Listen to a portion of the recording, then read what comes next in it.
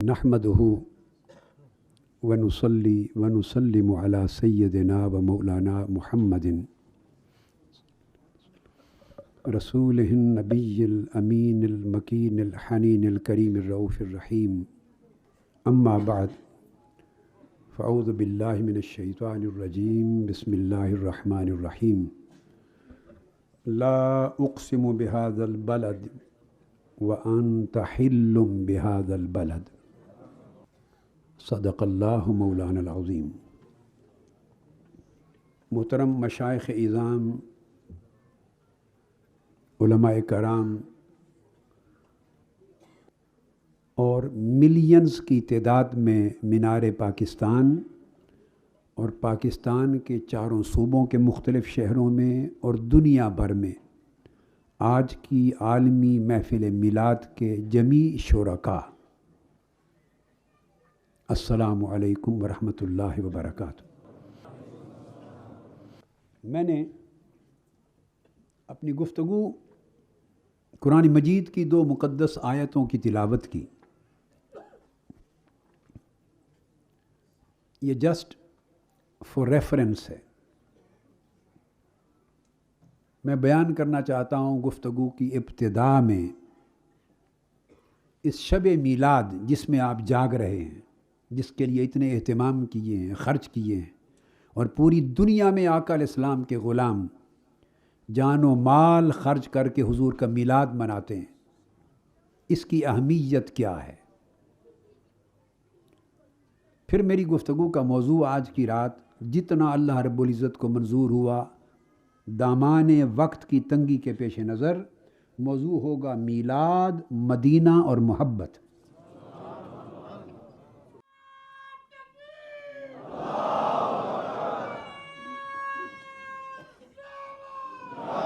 अल्लाह रब्बुल इज़्ज़त ने इरशाद फरमाया,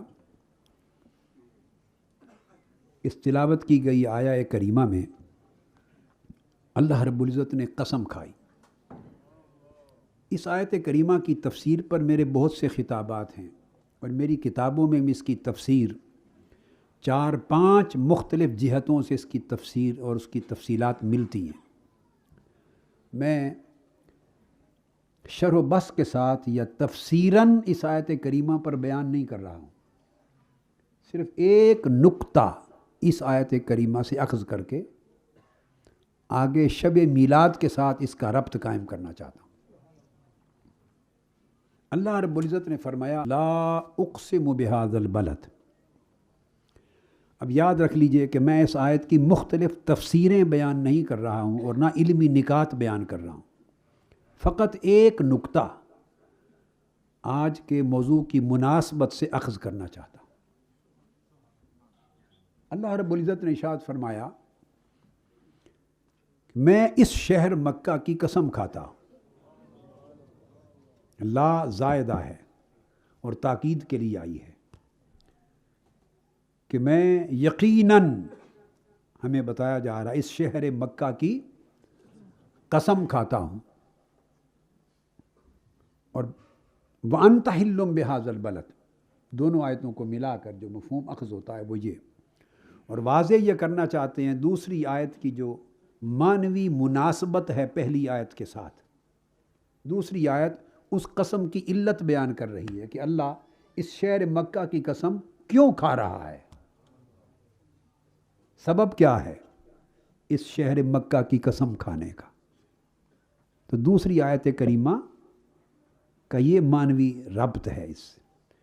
तो इरशाद फरमाते हैं बारी ताला कि इस वजह से इस शहर मक्का की कसम नहीं खाता कि मेरा घर इसमें है।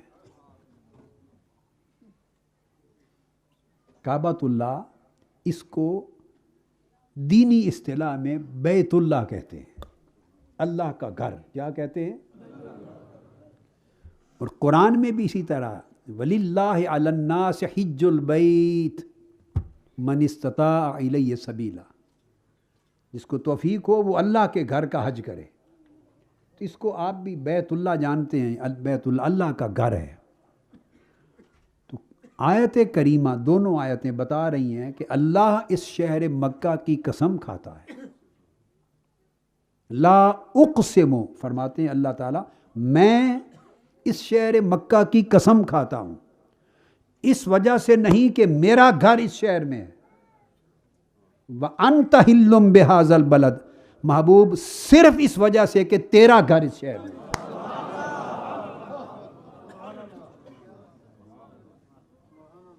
اس بات کو سمجھنے کی ضرورت ہے۔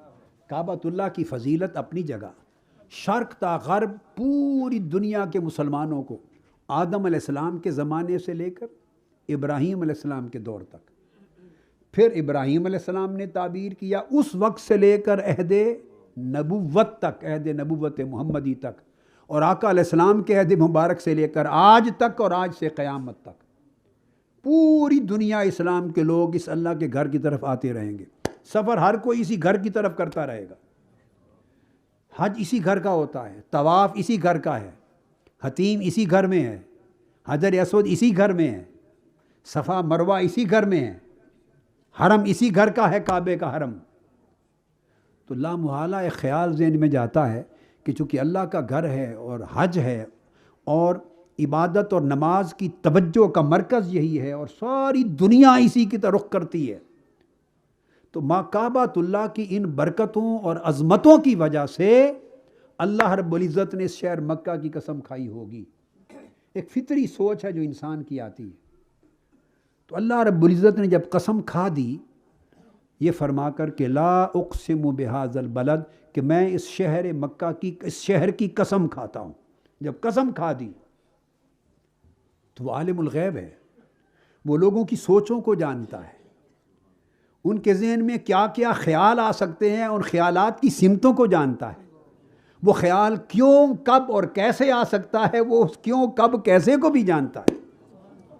تو اس نے جانا کہ میں نے جب اس شہر مکہ کی قسم کھا لی ہے تو لوگ یہ سوچیں گے کہ اس وجہ سے کھائی ہے کہ میرا گھر یہاں ہے، کعبہ یہاں ہے، حج یہاں ہوتا ہے، عمرہ یہاں ہوتا ہے، اس وجہ سے قسم کھائی ہے۔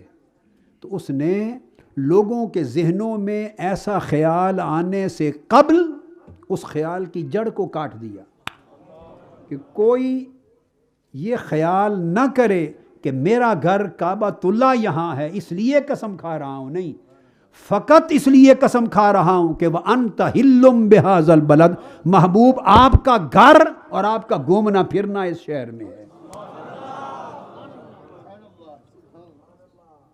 اس شہر کی فضیلتیں اپنی جگہ، اس شہر کی برکتیں اپنی جگہ، اس شہر کی عظمتیں اپنی جگہ، اس شہر کے رتبے درجے اپنی جگہ، اس شہر کی حرمت اپنی جگہ، ہر شے اپنی جگہ حق ہے، اس کا انکار نہیں ہے، مگر ان ساری حرمتوں اور ساری عظمتوں اور ان ساری برکتوں، ان ساری سعادتوں اور ان ساری عظمتوں کے باوجود یہ شہر اللہ کے قسم کھانے کے قابل نہیں ہوا۔ اللہ نے ان حرمتوں، برکتوں، عظمتوں اور سعادتوں کی وجہ سے اس شہر کی قسم نہیں کھائی۔ ہاں، اس شہر کو ایک نسبت اور عظمت ایسی ملی ہے، ایک نسبت اور عظمت ایسی ملی ہے کہ اس نسبت نے اس شہر کو اللہ کی قسم کے قابل بنا دیا ہے، اس ایک نسبت نے۔ اور اللہ رب العزت نے صراحتاً دوسری آیت میں اس کو واضح کر دیا، فرمایا وَأَنْتَ حِلٌّ بِهَذَا الْبَلَدِ، لوگو میری قسم کو سن کر دھیان تمہارا کعبے کی طرف نہ چلا جائے، میری قسم سن کر صفا مروہ کی طرف نہ چلا جائے، میری قسم کا سن کر دھیان تمہارا حج اور عمرہ کی طرف نہ چلا جائے، حرمت شہر مکہ کی طرف نہ چلا جائے۔ ساری حرمتیں، برکتیں، عظمتیں اپنی جگہ، مگر میں رب ہو کر اس شہر مکہ کی جو قسم کھا رہا ہوں وہ صرف اس لیے کہ میرے مصطفیٰ کا گھر اور قیام و مسکن یہاں ہے۔ یہ تو دوسری آیت کریمہ کی معنوی مناسبت تھی، پہلی آیت تھی اللہ کی قسم کی تفسیر تھی، اللہ کی قسم کی علت بیان کر دی تھی۔ پھر اللہ رب العزت چونکہ رب ہے، یہ بھی امکان ہو سکتا ہے کہ اتنی وضاحت کے باوجود بھی کسی کے ذہن میں کوئی خیال آئے، تو اللہ رب العزت نے اس پر ایک تیسری آیت وارد کر دی، اسی پر اور وہ کیا فرمایا؟ ووالدم وما ولد. ایک اور قسم کھا دی کہ شہر مکہ کی قسم کھاتا ہوں صرف اس لیے کہ محبوب آپ کا قیام اور مسکن اس شہر کا ہے. اور پھر یہاں بات ختم نہیں کی، آگے آقا علیہ السلام کے میلاد کی قسم کھائی. الحم سے والناس تک اور پہلے انبیاء علیہ السلام کی مقدس کتابوں اور صحیفوں تک دیکھیے، اللہ نے کسی پیغمبر کے میلاد کی قسم نہیں کھائی، صرف میلاد مصطفیٰ کی قسم کھائی ہے. پہلے شہر مکہ چونکہ مولد مصطفیٰ ہے، حضور کے میلاد کا شہر ہے، حضور کی ولادت کا مکان ہے، ولادت کی جگہ ہے، تو حضور کے مسکن و مولد کی قسم کھائی. اور پھر فرمایا ووالدم وما ولد، اور قسم ہے ہر اس والد کی محبوب جس کے صلب سے آپ کا نور گزرتا رہا.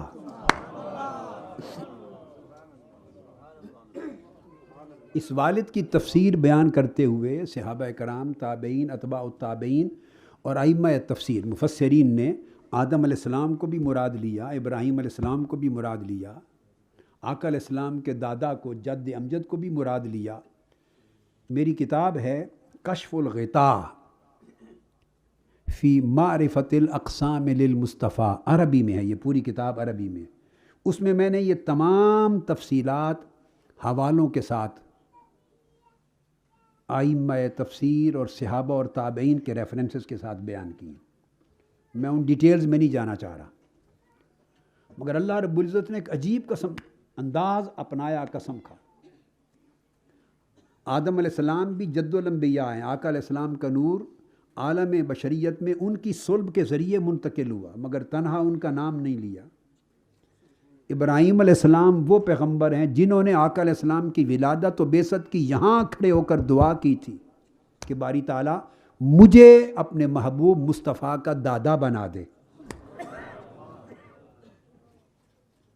ربنا وجعلنا مسلمین لک ومن ذریتنا امتا مسلمتا لک، میری ذریت میں سے ایک نسل مسلمانوں کی بنا، اور مسلمانوں کی اس نسل میں سے وابعث فیہم رسولا منہم، اس میری ذریت میں سے مسلمانوں کی اس نسل میں سے نبی آخر زمان کو پیدا کر، تاکہ میں اس مصطفیٰ کا دادا کہلاؤں. تو ان کو مراد لیا گیا مگر ان کا بھی نام نہیں لیا، چونکہ آدم علیہ السلام سے لے کر سیدنا عبداللہ تک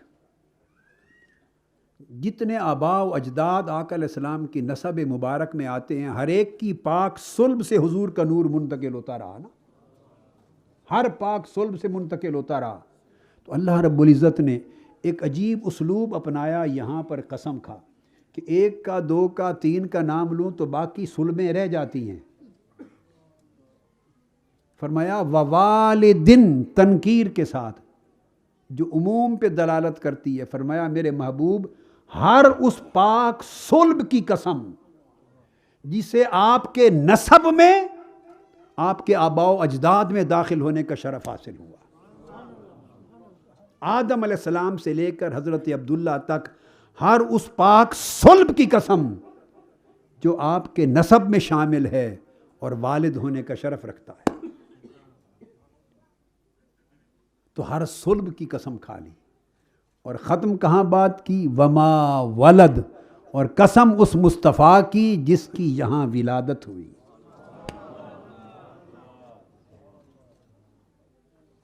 جس کی ولادت ہوئی.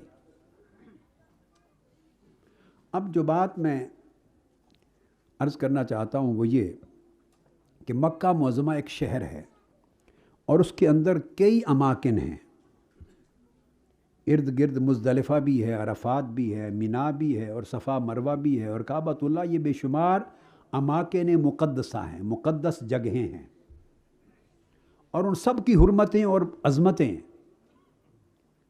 اور انہی میں ایک جگہ ہے آقا علیہ السلام کے مولد کی، جس گھر میں آقا علیہ السلام کی ولادت ہوئی ہے.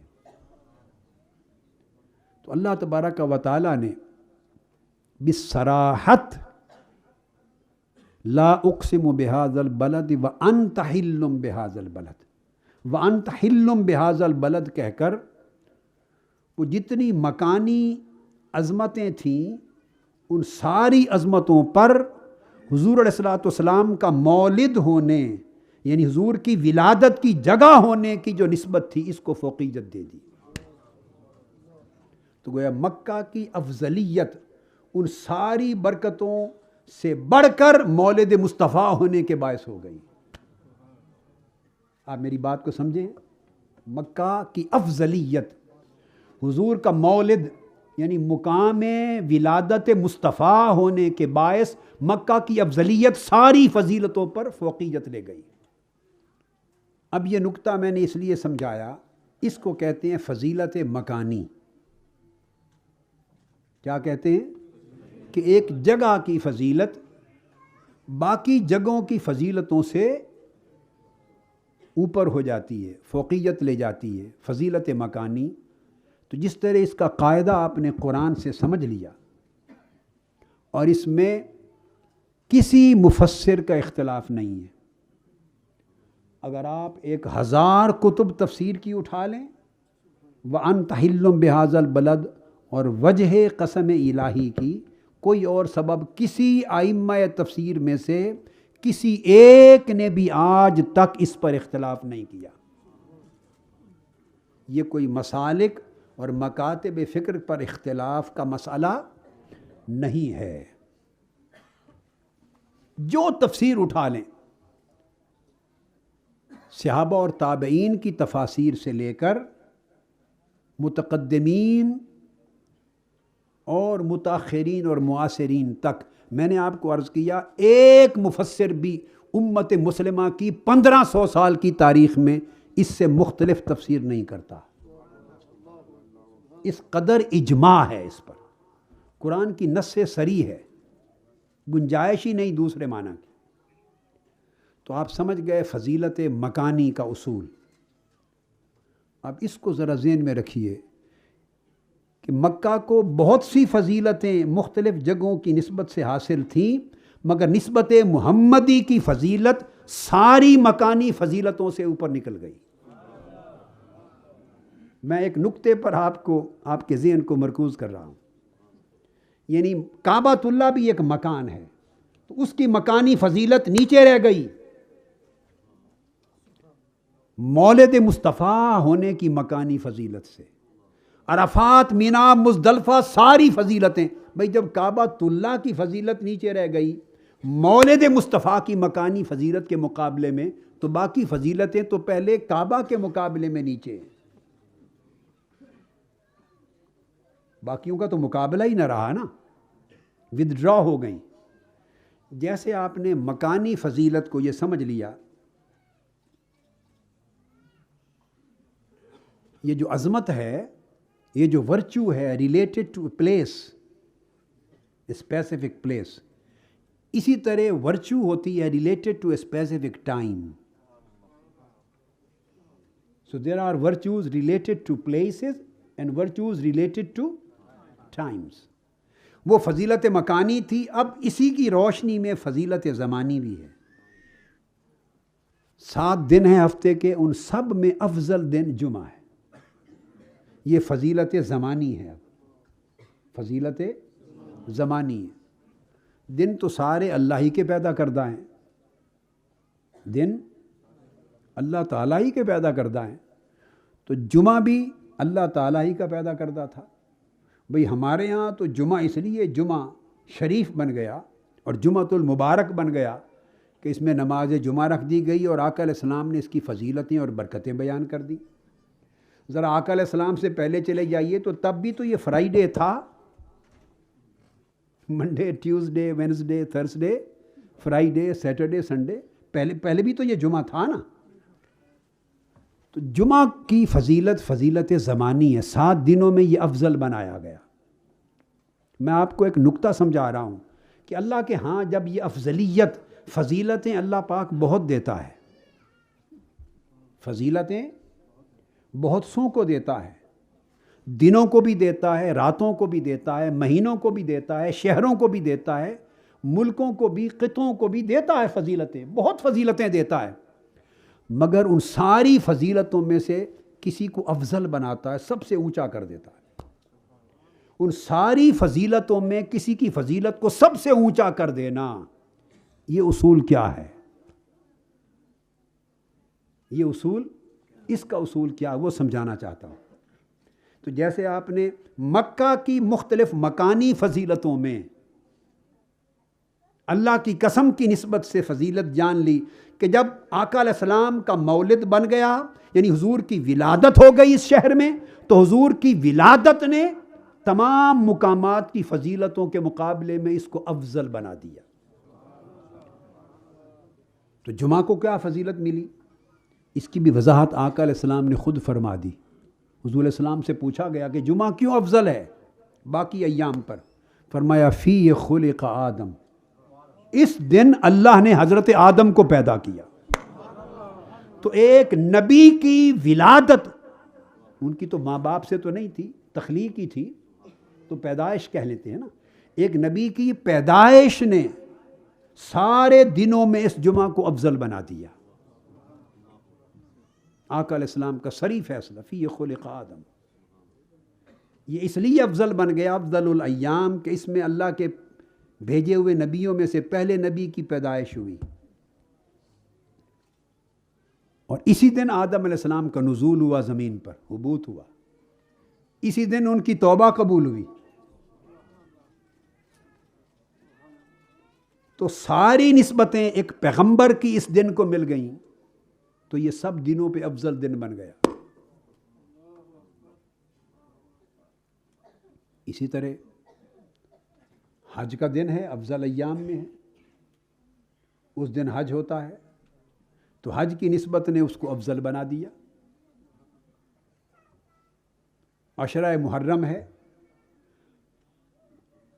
اشہر الحرام ہیں، 4 مہینے ہیں، حرمت والے ہیں، انہوں نے ان کو عظمت دے دی۔ پورا ماہ رمضان ہے، اس کو فضیلت مل گئی۔ پھر ماہ رمضان میں آپ دیکھتے ہیں کہ آخری عشرہ ہے، وہ پہلے 2 عشروں پر فضیلت لے گیا، پھر آخری عشرے میں طاق راتیں ہیں، باقی راتوں پر فضیلت لے گئیں۔ تو آپ نے دیکھا اللہ کے ہاں اور اسلام میں اس طرح فضیلتوں کا اور درجہ بندی کا ایک نظام ہے یا نہیں؟ یہ جو ایک تصور ہے کہ ہر شے برابر ہے، یہ جو اندھے کی لاٹھی بنا دیتے ہیں نا، ہر شے برابر ہے، ایسا نہیں ہوتا نظام۔ فضیلتوں کا ایک نظام ہے، درجہ بندی ہے، درجہ بندی ہے۔ تو جیسے میں نے بتا دیا کہ رمضان باقی 11 مہینوں پہ افضل، اس کے 3 عشروں میں آخری عشرہ پہلے 2 عشروں سے افضل، 10 راتوں میں سے 5 طاق راتیں بقیہ راتوں سے افضل۔ تو افضلیت کا ایک درجہ بندی کا نظام ہے، اور سب سے افضل پھر لیلۃ القدر ہو گئی، انا انزلناہ فی لیلۃ القدر۔ تو لیلۃ القدر افضل ترین رات ہو گئی، اور اس کو 1000 مہینوں سے بھی زیادہ برکت والا بنا دیا، خیر من الف شہر۔ تو اس کی بھی کوئی وجہ ہوگی۔ تو اب آپ دیکھیے، اگر راتیں افضلیت پا گئیں تو راتوں نے کوئی ریاضت مجاہدے نہیں کیے کہ راتیں ساری رات کھڑی ہو کے عبادت کرتی رہی تو افضل ہو گئی۔ راتوں نے کیا مجاہدے کیے ہیں بھئی، وہ تو وقت ہیں۔ اگر دن افضل ہو گئے تو دنوں نے کوئی مجاہدات اور ریاضات نہیں کی، وہ دن ہیں، وقت ہیں، کوئی انسان تھوڑے ہیں۔ اگر مہینوں پر افضل ہو گئے تو مہینوں کی اپنی ریاضتیں، مجاہدے نہیں ہیں۔ میرے نقطے کی طرف توجہ کریں تمام سامعین۔ آپ نے دیکھا کہ جس شے کو بھی فضیلت ملی کسی نہ کسی نسبت سے ملی۔ آج اس تصور کو امت بھولے جا رہی ہے۔ مساوات کے تصور نے، برابری کے تصور میں کا اتنا غلط مفہوم اور غلط اطلاق ہو رہا ہے کہ پورے نظام اسلام کو درم برم کر دیا ہے لوگوں کے فکر نے۔ اصل برابری قائم رہتی ہے بھائی. اصل برابری میں تو جب ہر انسان برابر ہے تو مومن اور کافر بھی ہے انسان ہونے میں. متقی اور فاسق و فاجر بھی انسان ہونے میں برابر ہے. بھائی پتھر ہونے میں جو آپ کے واش روم اور ٹوائلٹ میں پتھر لگا ہے وہ بھی اور ہیرا بھی برابر ہے پتھر ہونے میں. اصل برابری ایک اور چیز ہے، اور درجے اور رتبے اور مقام اور عظمت میں برابری یہ ایک اور چیز ہے. پھر مومن و کافر یکساں نہیں ہیں. پھر مسلمانوں میں ایک متقی اور غیر متقی برابر نہیں ہے. متقین میں صالحین اور غیر صالحین یا اولیاء اور عام درجے کے متقی برابر نہیں. پھر اولیاء میں ابدال، نجبا اور اقطاب اور اغواص ہیں وہ برابر نہیں. پھر اس کے بعد انبیاء ہیں، کل اولیاء سے بلند، صحابہ کرام ان سے بلند ہیں. پھر صحابہ سب برابر نہیں ہیں. میں آپ کو اصول سمجھا رہا ہوں. یہ تصور کہاں سے گھڑ لیا ہم نے؟ جہالت کی انتہا ہے. بس ایک لفظ سمجھ لیا کہ سب برابر ہیں. باپ اور بیٹا برابر نہیں ہے درجے میں بھائی. آپ میری بات سمجھے ہیں نا؟ اگر یہ سب برابر ہونے، سب کچھ برابر ہونے لگ جائے تو سارا نظام درم برہم ہو جاتا ہے. ارے صحابہ کل اولیاء سے افضل، مگر وہ خود سب برابر نہیں ہیں. تمام 1,24,000 صحابہ میں بیعت رضوان کے 1400 صحابہ افضل ہیں. ان 1400 میں سے بدری صحابہ جو اہل بدر ہیں، جو غزوہ بدر میں شریک ہوئے، 313 سب سے افضل ہیں. ان 313 میں پہلے 40 افضل ہیں جو ایمان لائے. ان 40 میں 10 مبشرہ افضل ہیں. ان میں پہلے 4 خلفائے راشدین افضل ہیں. تو آپ نے دیکھا ہر جگہ جہاں فضیلت ہے اس فضیلت کے ساتھ کہیں نہ کہیں افضلیت بھی ہے. جہاں فضیلتیں ہیں وہاں افضلیت بھی ہے. آپ سمجھ گئے نا؟ تو جس طرح صحابہ سب برابر نہیں، اسی طرح بھائی انبیاء بھی سب برابر نہیں. 1,24,000 یہ کم و بیش انبیاء ہیں، اور 1,24,000 سب میں سارے برابر نہیں. ان میں 313 جن کو رسالت ملی وہ ان سب سے افضل ہیں. وہ رسول ہو گئے. 313 رسول کل انبیاء سے افضل ہیں. پھر 313 رسولوں میں 5 جن کو قرآن مجید نے اولو العزم من الرسل کہا وہ افضل ترین ہے. 313 میں قرآن تقسیم کرتا ہے، درجہ بندی کرتا ہے. آپ کس کس شے کا انکار کریں گے؟ 1,24,000 میں 313 رسول افضل، اور ان میں 5 رسول افضل: نوح علیہ السلام، ابراہیم علیہ السلام، موسیٰ علیہ السلام، عیسیٰ علیہ السلام، اور سرور انبیاء سید المرسلین سیدنا محمد مصطفیٰ صلی اللہ علیہ وسلم. یہ ترتیب زمانی سے بیان کیا میں نے. اور قرآن کا طریقہ دیکھیے کہ جب ان 5 کا ذکر کرتا ہے قرآن کئی مقامات پر، آئے آقا علیہ السلام سب سے آخر میں ہیں، مگر ذکر حضور کا ان 5 سے پہلے کرتا ہے.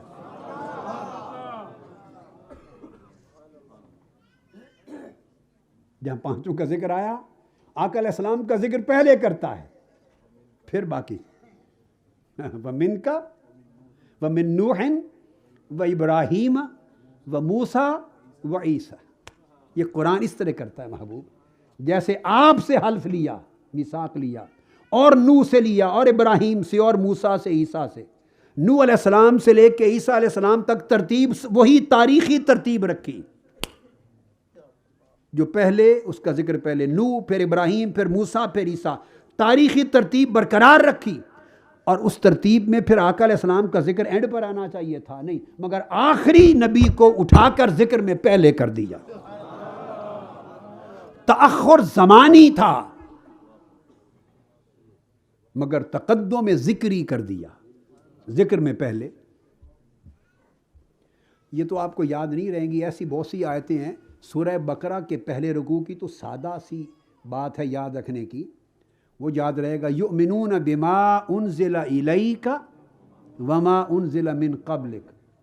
جو ایمان لاتے ہیں اس وحی پر جو محبوب آپ پر اتاری گئی اور جو وہی آپ سے پہلے اتاری گئی.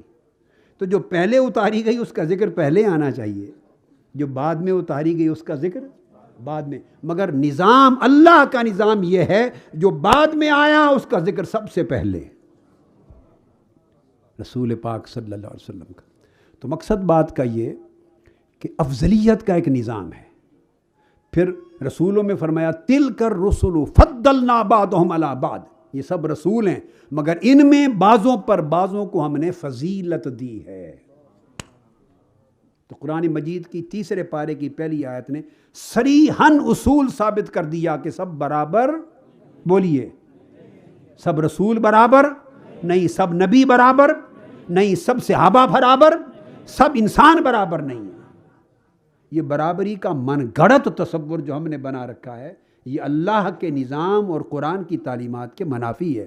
وہ برابری اور شے ہے، وہ انسانی حقوق میں برابری ہے، وہ ہیومن ڈگنیٹی کی برابری ہے، وہ مسئلہ ہی اور ہے.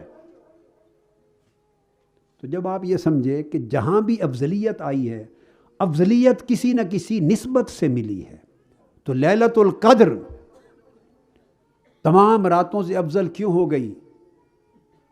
صرف اس لیے کہ انا انزلناہ فی لیلۃ القدر، ہم نے اس قرآن کو لیلۃ القدر میں نازل کیا. اس زمین پر نہیں، آسمان دنیا پر، بیت العزت پر، لوح محفوظ سے بیت العزت پر، اوپر اوپر یہ سفر ہوا. مگر جب اتارا تو لیلۃ القدر تھی. تو قرآن کی نسبت میں ایک نسبت سے لیلۃ القدر کل راتوں سے افضل ہو گئی.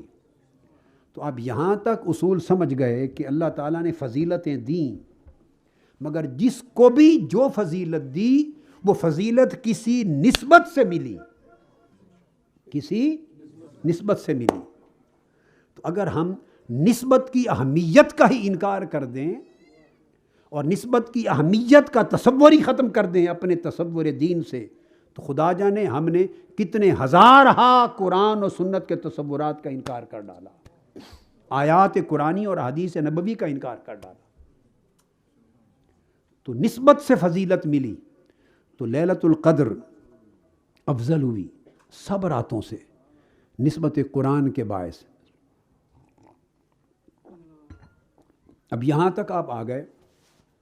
اب محدثین نے اور ائمہ نے اور علماء محققین نے اس پر گفتگو کی کہ ایک طرف لیلۃ القدر کی افضلیت ہے جو 1000 مہینوں سے بھی افضل ہے.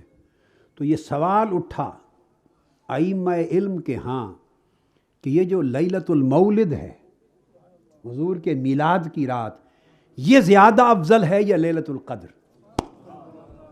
آج آپ ساری رات ہو گئی نا جاگ رہے ہیں، آج کی رات کا بھی جاگنا ہے اور 27ویں شب رمضان یا لیلۃ القدر جو بھی ہو تاک رات میں اس رات کا بھی جاگنا ہے. مگر علمی نقطے کی طرف بعد میں آتا ہوں، ایک ذوقی فرق سمجھا دوں، ایک ذوقی فرق سمجھا دوں. یہ کتابوں میں نہیں آیا. لیلۃ القدر کا جاگنا بھی جاگنا ہے اور اس کا بڑا اجر ہے، اور شب میلاد کا جاگنا بھی جاگنا ہے. اللہ کی عزت کی قسم، لیلۃ القدر میں ہر کوئی جو جاگنے والا ہے وہ جاگتا ہے اپنی خاطر. ہر کوئی اپنی خاطر جاگتا ہے، میری بخشش ہو جائے، میرے گناہ معاف ہو جائیں، میری توبہ قبول ہو جائے، میری خطائیں معاف ہو جائیں، مجھے اجر مل جائے، مولا مجھے رزق بڑھا دے، بیماری ختم ہو جائے. ہر جاگنے والا شب قدر میں جاگتا ہے اپنی خاطر. مگر لیلۃ المیلاد میں ہر جاگنے والا اپنی خاطر نہیں جاگتا ہے، مصطفیٰ کی خاطر.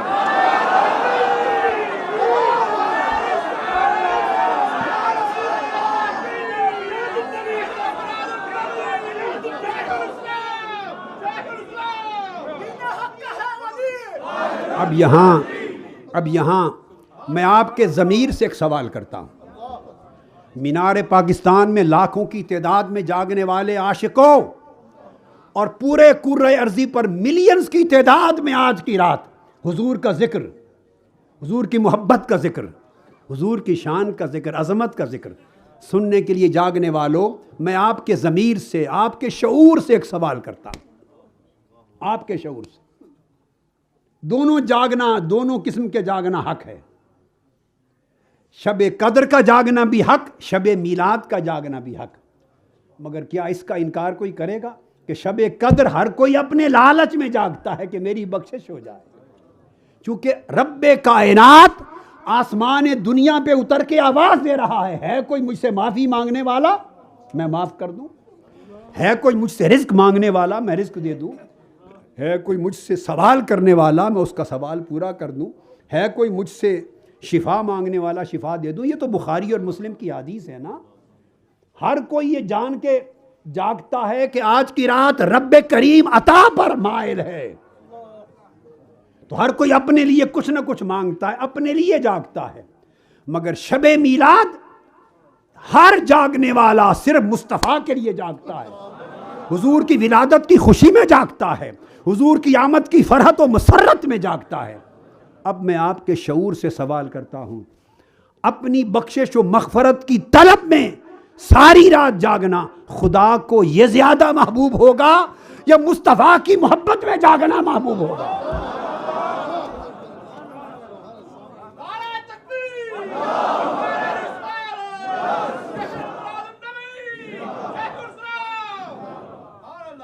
اللہ کو کس کا جاگنا زیادہ محبوب ہوگا؟ ایمان سے کہیے.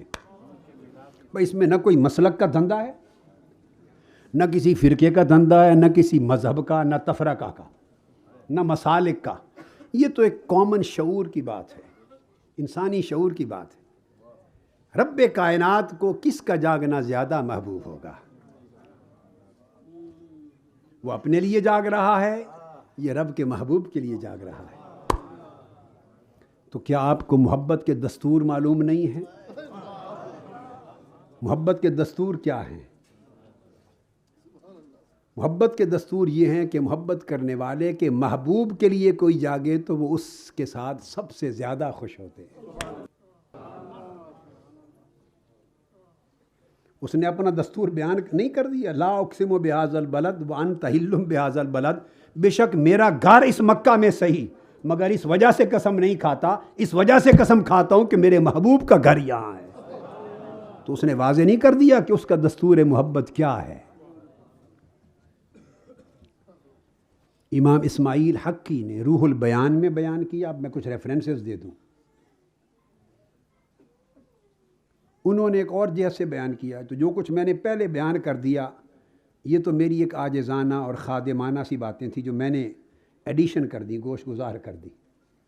اب تو صرف افضلیت کی بات جو مختصر کی اس پر ریفرنس دے رہا ہوں. امام اسماعیل حقی نے روح البیان میں، امام ابن عابدین نے تنقیح الحامدیہ میں، امام سمہودی نے خلاصۃ الوفا میں، قاضی ایاز رحمہ اللہ تعالیٰ نے الشفا میں، امام ابو الولید الباجی نے، ان تمام ائمہ محدثین نے لکھا ہے. کہتے ہیں واقع الاجماع علی تفضیل ما دم الاعضاء الشریفۃ حتی علی الکعبہ. وہ کہتے ہیں اس پر امت کا اجماع ہے. یہ ائمہ علم کہتے ہیں امت کا اس پر، اور یہ کوئی پاکستان انڈیا کے علماء یا آج کل کے زمانے کے لوگوں کا وہ فتویٰ نہیں ہے. پوری تاریخ کے معتبر معتمد ائمہ علم ائمہ حدیث کہتے ہیں کہ اس پر اجماع واقع ہو چکا ہے. کیا؟ کہ زمین کا وہ ٹکڑا جس پر آقا علیہ الصلوۃ والسلام کا جسد مبارک لیٹا ہوا ہے، یعنی قبر انور صلی اللہ تعالیٰ علیہ وآلہ وسلم، آقا علیہ السلام کی قبر انور، روضہ اقدس، گنبد خضرا، جہاں آقا علیہ السلام آرام فرما ہے. زمین کا وہ خطہ جو حضور علیہ السلام کے جسم پاک سے مس ہو رہا ہے. فرماتے ہیں امت کے اماموں کا اس پر اجماع ہے کہ وہ کعبہ سے بھی افضل ہے. پہلے بات تھی آقا علیہ السلام کی. قرآن نے کہا تھا وہ جگہ، وہ شہر جہاں محبوب پیدا ہوئے اس کی قسم. اب جہاں حضور آرام فرما ہے صلی اللہ علیہ وسلم، اجماع ہے امت کا کہ وہ کعبہ سے افضل ہے. اور یہی نقطہ امام ابن عساکر نے بھی بیان کیا. اسی نقطہ کو امام سبکی نے بھی بیان کیا.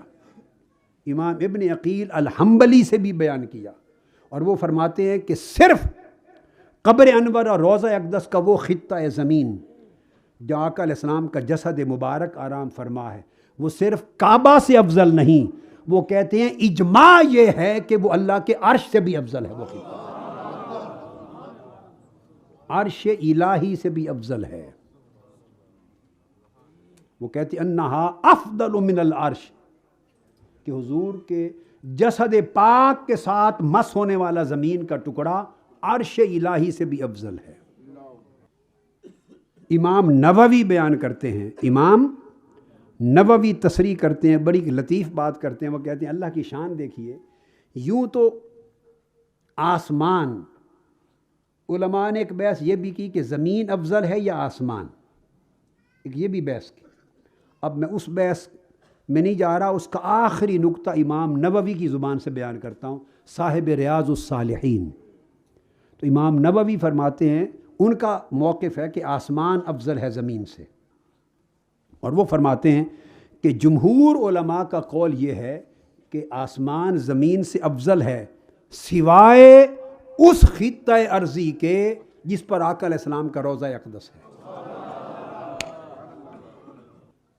اب یہاں آپ نے دیکھا یہ بھی فضیلت مکانی کی بات تھی، اب فضیلت مکانی کی اس پوری گفتگو کے بعد امام قسطلانی جو شارح بخاری شریف ہیں، 3 شروع ہیں دنیا میں معتمد اور معتبر ترین، جن کو پوری دنیا میں قبولیت عام ملی، اور ہر اہل علم اور ہر شیخ اور ہر عالم کے سامنے صحیح بخاری کے لیے 3 شروع ہوتی ہیں، ایک امام عسقلانی کی فتح الباری، ایک امام قسطلانی کی ارشاد الساری، ایک امام عینی کی عمدۃ القاری۔ یہ وہ شارح بخاری ہیں امام قسطلانی، اور المواہب اللدنیہ کے مصنف بھی ہیں۔ اب امام قسطلانی شارح بخاری وہ المواہب میں بیان فرماتے ہیں کہ جس طرح آپ نے مکانی فضیلتوں کا اصول جانا کہ آقا علیہ السلام کے جسد اقدس کے ساتھ زمین کا جو ٹکڑا مس کر رہا ہے وہ عرش الہی سے بھی افضل ہے، اور ساری فضیلتیں اس کی افضلیت کے سامنے ماند پڑ گئی، جس طرح حضور کی نسبت نے اس مقام کو وہ عظمت دے دی۔ امام قسطلانی فرماتے ہیں اسی طرح ہم یہ کہتے ہیں کہ یقیناً جس رات کو یہ شرف حاصل ہے کہ اس میں میلاد مصطفیٰ ہوا، وہ شب قدر سمیت کائنات کی ساری راتوں سے افضل ہے۔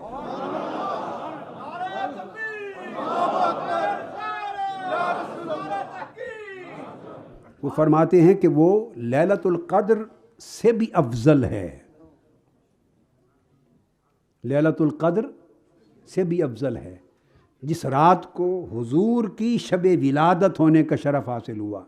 اور وہ بیان کرتے ہیں ان لیلۃ مولدہ صلی اللہ علیہ وآلہ وسلم افضل من لیلۃ القدر من وجوہ ثلاثۃ۔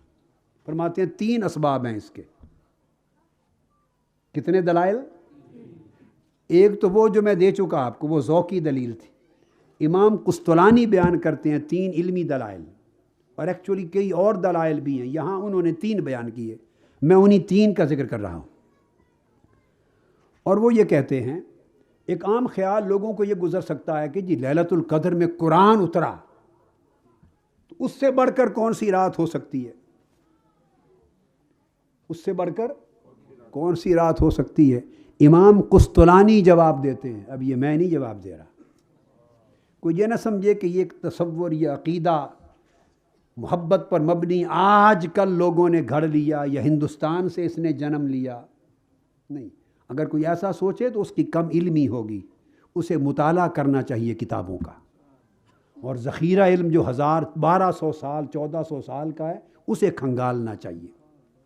میں نہیں کہہ رہا، امام قسطلانی فرماتے ہیں کہ یہ خیال اگر آئے کہ لیلۃ القدر میں تو قرآن اترا تو وہ افضل ہونی چاہیے رات یا میلاد مصطفیٰ کی رات، تو وہ جواب دیتے ہیں کہ لیلۃ القدر اس لیے لیلۃ القدر کے مقابلے میں لیلۃ المولد حضور کی میلاد کی رات اس لیے افضل ہے، وہ کہتے ہیں کہ بھائی شب قدر جو قرآن اترا، قرآن تو عطیہ ہے جو مصطفیٰ کے صدقے سے ملا. قرآن تو اللہ کا عطیہ ہے، عطا ہے جو صدقہ مصطفیٰ سے ملا. اگر حضور مبعوث نہ ہوئے ہوتے، اس دنیا میں حضور تشریف نہ لائے ہوئے ہوتے، تو کس کو قرآن ملتا؟ کس پر قرآن اترتا؟ یہ عطیہ کس کو نصیب ہوتا؟ اور لیلۃ القدر، شب قدر کیسے بنتی؟ ارے وہ قرآن کو شب قدر کی خاطر تھوڑا اترا ہے، وہ قرآن حضور پہ اترا. تو وہ اللہ کی عطاؤں میں سے ایک عظیم ترین عطیہ ہے.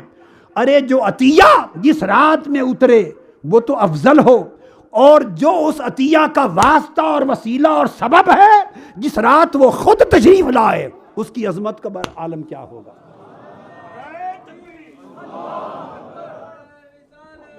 تو گویا لیلۃ القدر میں قرآن حضور پر اترا، حضور کے لیے اترا بیت المعمور پر. اور شب میلاد میں صاحب قرآن آئے، جن کے صدقے سے قرآن بھی ملا، جن کے صدقے سے اسلام بھی ملا، جن کے صدقے سے ہمیں معرفت توحید بھی ملی، اور جن کے صدقے سے ہمیں ایمان بھی ملا، اور جن کے صدقے سے ہم اس قابل ہوئے کہ شب قدر کو جاگ سکیں.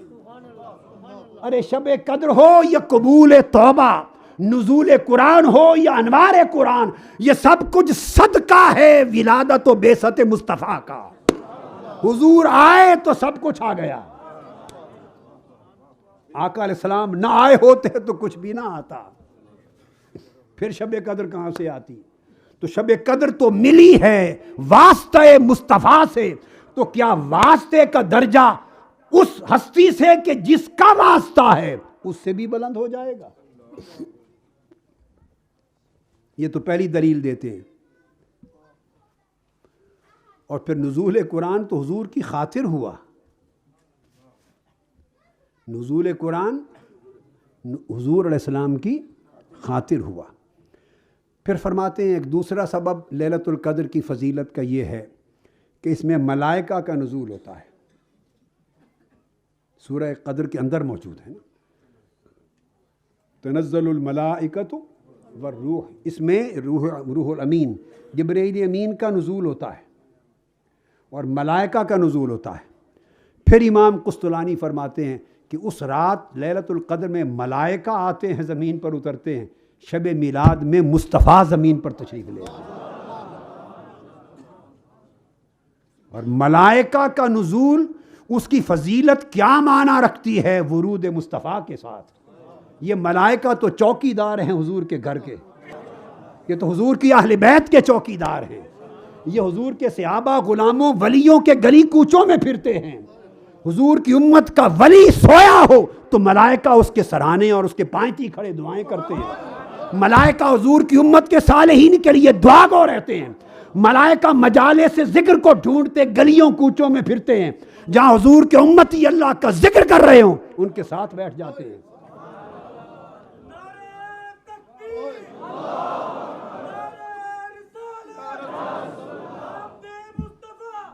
تو ملائکہ کا نزول شب قدر کو وہ فضیلت نہیں دے سکتا جو خود ورود اور میلاد مصطفیٰ کی اس وجہ سے فضیلت ملتی ہے. اور رہ گئے جبرائیل امین کہ وہ بھی اترتے ہیں. تو اس رات تو جبرائیل امین ایک بار اترتے ہوں گے، اور آقا علیہ السلام کی بارگاہ میں جبرائیل اتنا اترتے تھے کہ لگتا تھا یہاں سے جاتے ہی نہیں ہیں. بعض علماء نے کہا کہ 24,000 بار اترے ہیں حضور کی بارگاہ میں جبرائیل امین.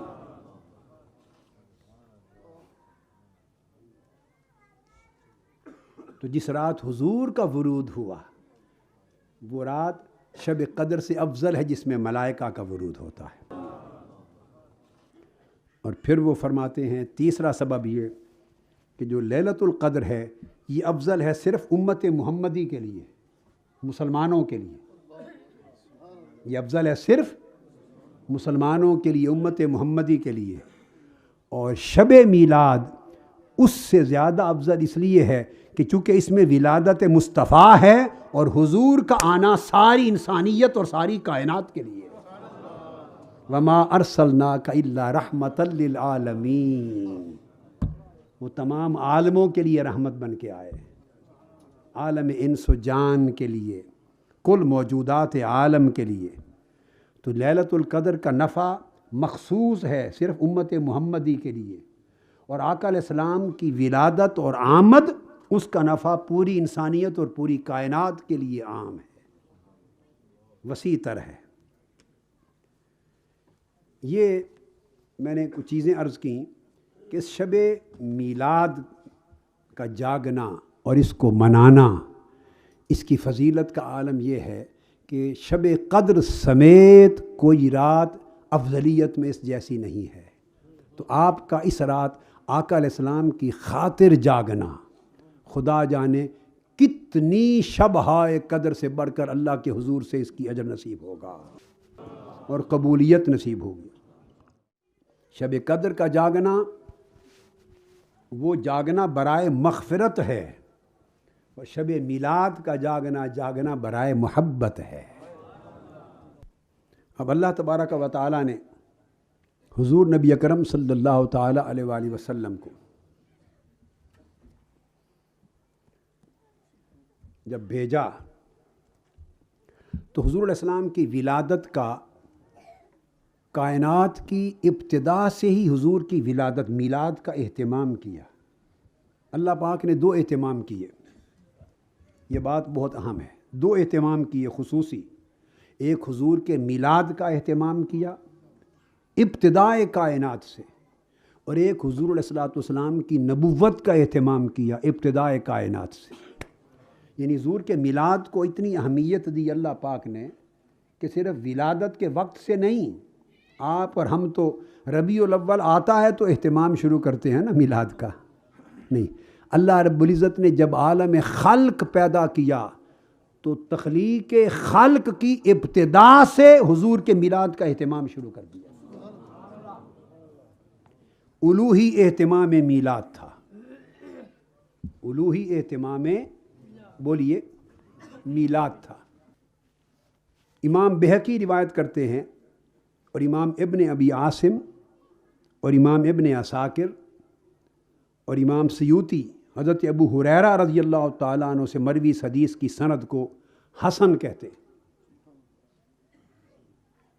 اور اس جو میں ابھی کوٹ کر رہا ہوں جو حدیث، اس کو امام ابن ابی عاصم کے علاوہ خود امام احمد بن حنبل نے روایت کیا فضائل الصحابہ سے، حضرت سلمان سے، امام بہقی نے دلائل النبوت میں، امام دیلمی نے مسند الفردوس میں، پھر اسے امام عسقلانی نے لسان المیزان میں لکھا ہے، اور علامہ ذہبی نے میزان الاعتدال میں، اور امام سیوطی نے خصائص کبریٰ میں۔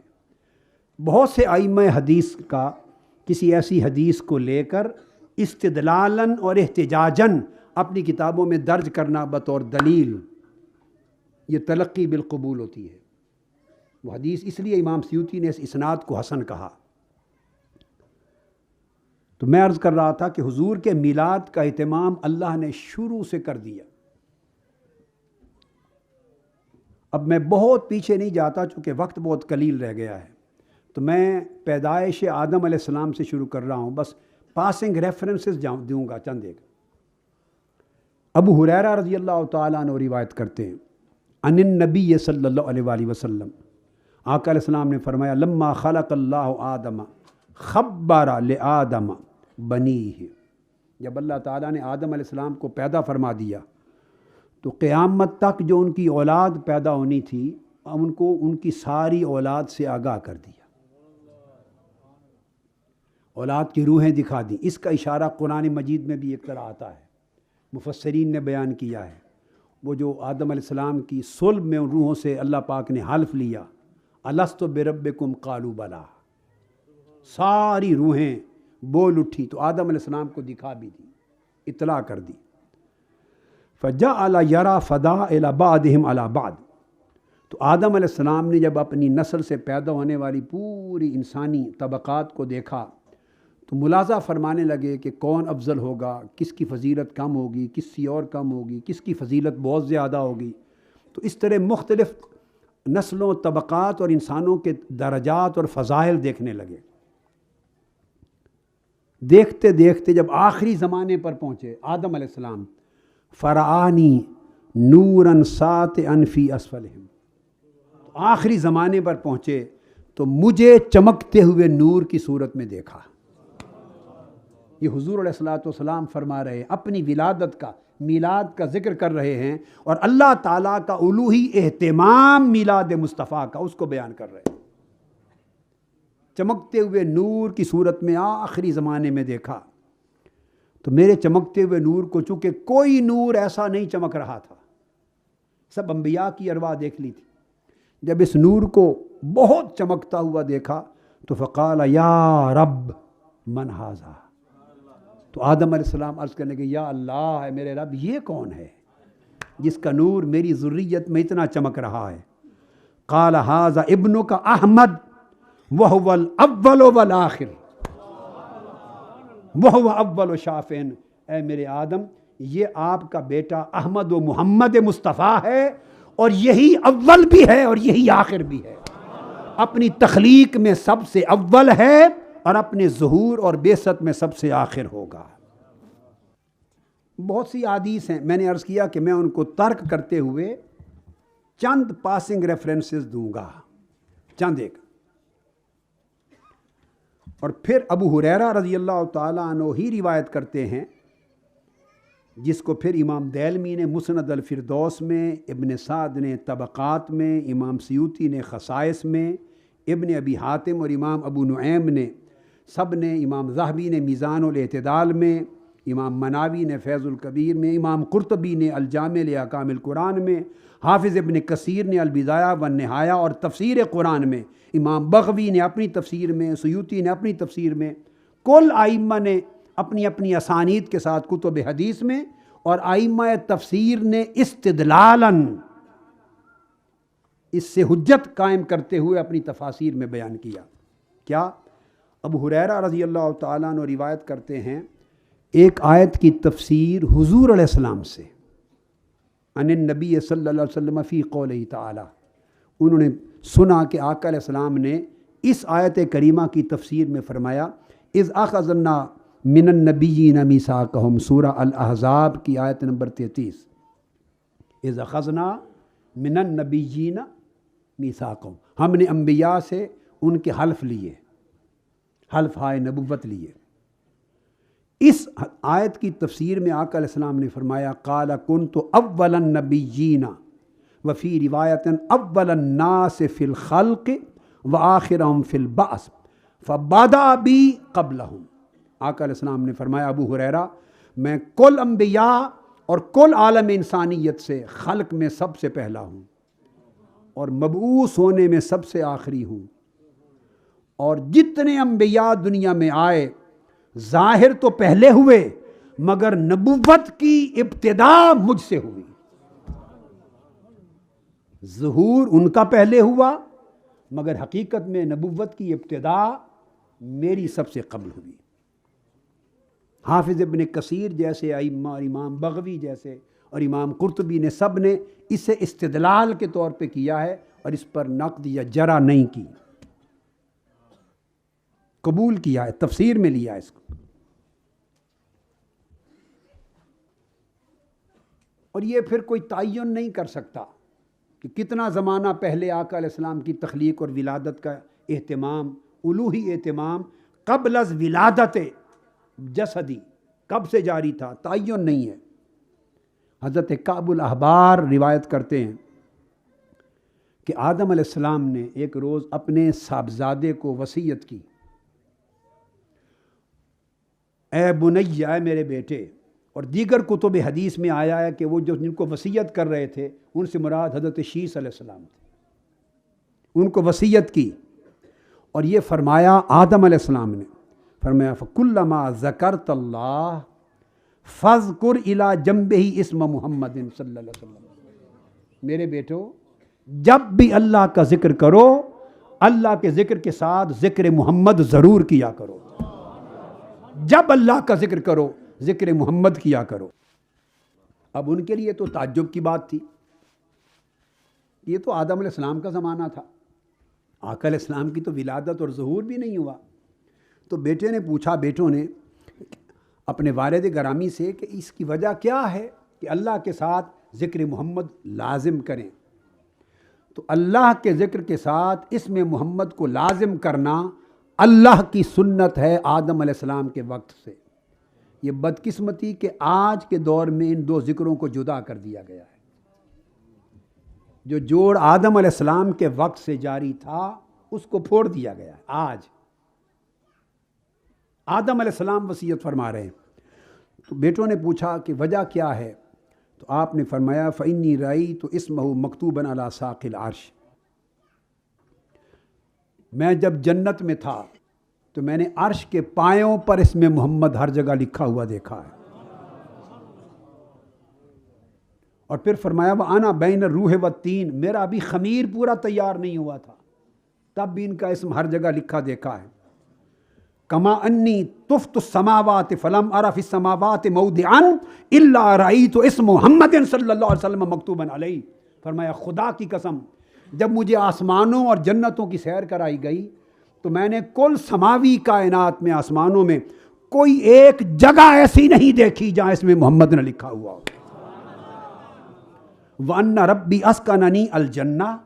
پھر جب اللہ پاک نے مجھے جنت میں ٹھہرایا تو میں نے جنت میں کوئی قصر، جنت کا اندر کوئی محل اور اس محل کا کوئی ستون اور اس ستون کی کوئی بانس خوبصورتی کی شے ایسی نہیں دیکھی جس پر اسم محمد مزین نہ کر رکھا ہو اللہ پاک نے. وَلَقَدْ رَأَيْتُ اسم محمد مکتوباً علی نُحُورِ الْعِین. حتیٰ کہ میں نے حور عین کے گلوں پر بھی اسم محمد کو لکھا دیکھا ہے. اور میں نے جنت کے دربانوں کی آنکھوں پر اسم محمد لکھا دیکھا ہے. طوبا کے درختوں کے پتوں پر اسم محمد لکھا دیکھا ہے. سدرۃ المنتہا کے پتوں پر اسم محمد دیکھا ہے. فرشتوں کی آنکھوں کے درمیان اسم محمد کے لفظ کی جھلک دیکھی ہے. فرمایا بیٹو تمہیں کیا کیا کہوں، کیا جنت، کیا عرش اور کیا عالم سماوات، کوئی مقام جو عزت اور تکریم کے لائق تھا اسم محمد سے خالی نہیں پایا. اس لیے تم جب اللہ کا ذکر کرو اسم محمد کا ذکر ساتھ کرو کہ اللہ کو یہ ذکر بڑا پیارا ہے.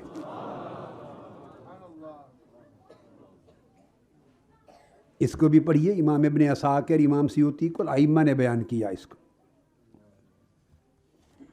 تو یہ اہتمام اس وقت سے جاری تھا. پھر اللہ تبارک و تعالیٰ نے آدم علیہ السلام کے بعد حضور کے میلاد کا یہ اہتمام جاری رکھا. اور یہ صحیح بخاری میں حدیث ہے، صحیح بخاری میں اور مسند احمد بن حنبل میں اور مسند ابو یعلا میں اور درجنوں کتب حدیث میں. جب صحیح بخاری میں آ گئی تو پھر باقی کے تو حوالہ بھی نہیں ضرورت. ابو ہریرہ رضی اللہ تعالیٰ عنہ روایت کرتے ہیں آقا علیہ السلام نے فرمایا. اب یہ دیکھیے، یہ الوہی اہتمام ہے ولادت محمدی کا. بھئی ہر کسی نے پیدا ہونا ہے، مگر آقا علیہ السلام کی ولادت کے لیے اللہ نے حضور کے نسب کو کس طرح چنا، اس کی کس طرح حفاظت کی، ہر صلب کو کس طرح پاک رکھا اور کس طرح دھیان میں رکھا، تاکہ جس صلب اور جس بطن سے نور مصطفیٰ سفر کرتا ہوا جا رہا ہے وادی بطحا تک اور گود سیدہ آمنہ تک، آباء و اجداد میں اور امہات میں کوئی صلب و بطن پاکیزگی سے خالی نہ ہو. آقا علیہ السلام نے فرمایا بعثت من خیر قرون بنی آدم قرنا فقرنا حتی کنت من القرن الذی کنت فیہ. آدم علیہ السلام سے لے کر آج تک جتنی نسلیں آئی ہیں بہترین سے بہترین نسل کو چن کر مجھے اس میں سے گزارا گیا، حتیٰ کہ اس نسل میں اور باپ اور ماں کے اس جوڑ میں جس میں اب میری پیدائش ہوئی. پھر صحیح مسلم اور جامع ترمذی میں حدیث ہے صحیح، حضرت واصلہ بن اسقع روایت کرتے ہیں کہ اللہ تعالیٰ نے قریش میں سے کنانہ کو چنا ولد اسماعیل میں سے، اور ان قریش میں کنانہ کو چنا اور پھر ان میں سے بنی ہاشم کو چنا، بنی ہاشم میں سے میرے خاندان کو چنا. امام ترمذی اور امام احمد بن حنبل روایت کرتے ہیں کہ حضرت عباس بن عبد المطلب راوی ہیں، حضرت مطلب بن ابی وداع بھی راوی ہیں. صحابہ کرام سے آقا علیہ السلام نے پوچھا فقال من انا، صحابہ کرام سے پوچھا میرے صحابیوں بتاؤ میں کون ہوں. جامع ترمذی کی حدیث سے صحیح اور امام احمد بن حنبل نے روایت کیا اور اس کو امام بہقی نے، دیلمی نے اور کل ائمہ نے اس کو لیا۔ آقا علیہ السلام نے پوچھا من انا، بتاؤ میں کون ہوں؟ صحابہ کرام نے سادہ سادہ جواب دے دیا، فرمایا عرض کیا انت رسول اللہ علیہ السلام، آپ اللہ کے رسول ہیں؟ نہیں۔ آقا علیہ السلام اس دن اپنی رسالت کی نسبت پہچان نہیں کروانا چاہتے تھے، وہ تو تھی، اس دن اپنے میلاد کی اور اپنے نسب کی بات کرنا چاہتے تھے۔ فرمایا من انا، میں کون ہوں؟ پھر آقا علیہ السلام نے جواب دیا ان اللہ خلق الخلق فجعلنی فی خیرہم فرقۃ، اللہ نے اپنی مخلوق کو پیدا کیا اور اس کی خلق میں جو سب سے بہتر طبقہ تھا اس میں مجھے یعنی میرے نور کو رکھا۔ ثم جعلہم فرقتین فجعلنی فی خیرہم فرقۃ، پھر ان کے دو حصے بنائے اور سب سے بہتر حصے میں مجھے رکھا۔ ثم جعلہم قبائل فجعلنی من خیرہم قبیلۃ، پھر جب قبائل قبیلے بنائے سب سے اعلیٰ قبیلے میں مجھے رکھا۔ پھر قبیلے کے جب گھر بنائے فجعلہم بیوتا فجعلنی فی خیرہم بیتا وخیرہم نفسا، تو پھر مجھے سب سے بہتر گھر میں اور سب سے بہتر نفوس میں رکھا۔ اور آقا علیہ السلام نے فرمایا انا خیرہم نفسا وانا خیرہم بیتا، میں گھرانے میں بھی کائنات میں سب سے اعلیٰ ہوں اور اپنی ذات میں بھی سب سے اعلیٰ پیدا ہوا ہوں۔ یا آقا علیہ السلام اپنی ولادت کا صرف گود آمنہ میں نہیں، آدم علیہ السلام سے لے کر اپنی ولادت میں اپنے نور کا پورا سفر بیان فرما رہے ہیں۔ اور یہ بے شمار کتب حدیث میں اسانید صحیحہ اور اسانید حسنہ کے ساتھ آئی ہے۔ امام احمد بن حنبل نے اپنی سند سے لیا، طبرانی نے اپنی سند سے، امام حاکم نے اپنی سند سے، ابو نعیم نے اپنی سند سے، امام ابن ابی شیبہ نے اپنی سند سے، اور رجالہ رجال الصحیح۔ آقا علیہ السلام نے اپنے پورے نسب کے بارے میں اس طرح بیان فرمایا۔ اور جب حضرت عبداللہ اور حضرت آمنہ کے ہاں آقا کی ولادت ہوئی، پھر اس نقطے پر پہنچے امام حاکم، امام بہقی اور دیگر ائمہ نے روایت کیا ہے، حتیٰ کہ امام احمد بن حنبل نے بھی روایت کیا اور حافظ ابن کثیر جیسے ائمہ نے استدلالاً اس کو بیان کیا۔ آقا علیہ السلام نے فرمایا سن لو کہ جب سے اللہ نے آدم علیہ السلام سے لے کر عالم انسانیت کی تخلیق کی، مجھے خیر سے لے کر خیر میں منتقل کرتا چلا آیا۔ فَأُخْرِجْتُ مِن بَيْنِ أَبَوَيْنِ، حتیٰ کہ میں عبداللہ اور آمنہ کے گھر میں آیا، اخیار سے اخیار تک منتقل ہوا۔ فَلَمْ يُصِبْنِي شَيْءٌ مِّنْ أَهْلِ الْجَاهِلِيَّةِ، ہزارہا سال گزرے مگر دور جاہلیت کی کوئی خرابی میرے پورے نسب میں کسی فرد کو چھو نہ سکی۔ کتنا اہتمام تھا یہ اہتمام، ہزارہا سال تک ہر مرد اور ہر عورت، ہر صلب اور ہر بطن کو پاک رکھنا، چن چن کر ارد گرد شرک کا ماحول ہو، گناہ کا ماحول ہو، پلیدی کا ماحول ہو، گمراہی اور ضلالت ہو، ضلالت اور شرک کے بڑے ماحول میں ہزاروں سال کی تاریخ میں حضور کے نسب کے ہر فرد کو طاہر و مطہر رکھنا، یہ اہتمام الوہی نہیں تھا تو اور کیا تھا؟ اور یہ روحی اہتمام میلاد مصطفیٰ کے تقدس کے لیے نہیں تھا تو اور کس لیے تھا؟ حتیٰ کہ آپ نے فرمایا فخرجت من نکاح، خدا کی قسم میرے پورے نسب میں جس گھر سے بھی میرا نور گزرا اس جوڑے کا نکاح ہوا تھا۔ اس دور میں نکاح کا رواج تھا یا نہیں تھا، مگر میرے آباء و اجداد اور امہات کا کوئی جوڑا بغیر نکاح کے نہیں ملا۔ ولم اخرج من صفاح، اور بغیر نکاح کے میرا نور آگے نہیں چلا۔ من لدن آدم حتی انتہیت الی ابی و امی، حضرت آدم سے لے کر عبداللہ اور آمنہ تک اسی طرح طاہر و مطہر رہا۔ یا آقا علیہ السلام نے اپنے میلاد کی تاریخ بیان کی،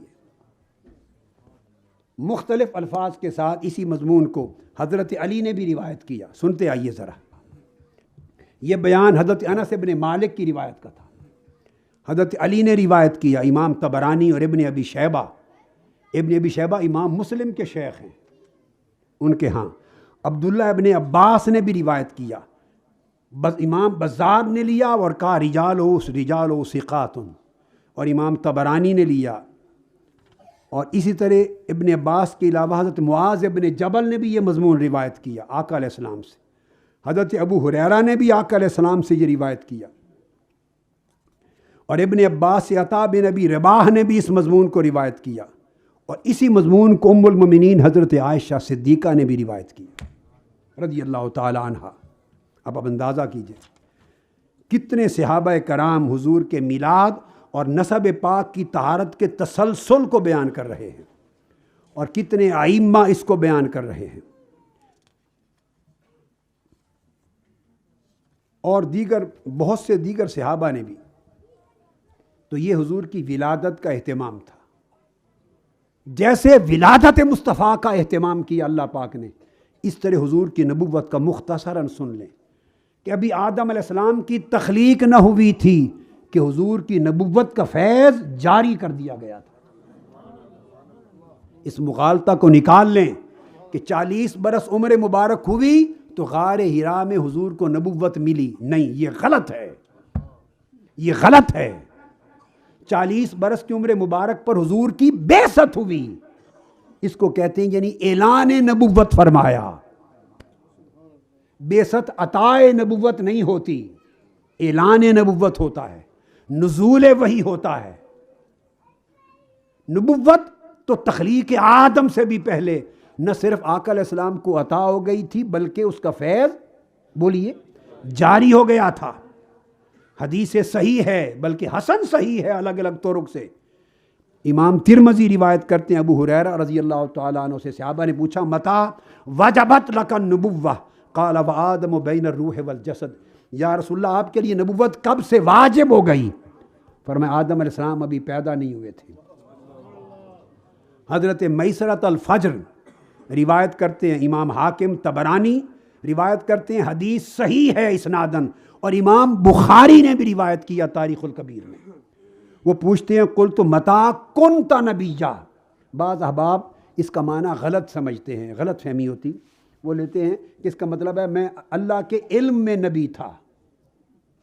بھئی اللہ کے علم میں حضور کا اس وقت نبی ہونا یہ کون سی فضیلت کی بات ہے؟ اللہ کے علم میں تو ہر ایک کا نبی ہونا تھا۔ آپ اور ہم جو لندن میں بیٹھے ہیں، ہمارا پیدا ہونا بھی اللہ کے علم میں تھا۔ مینار پاکستان پر بیٹھے ہوئے ہر شخص نے تشریف لانا ہے، اس کا بھی علم تھا اللہ کو۔ ہر نبی کی نبوت اللہ کے علم میں تھی۔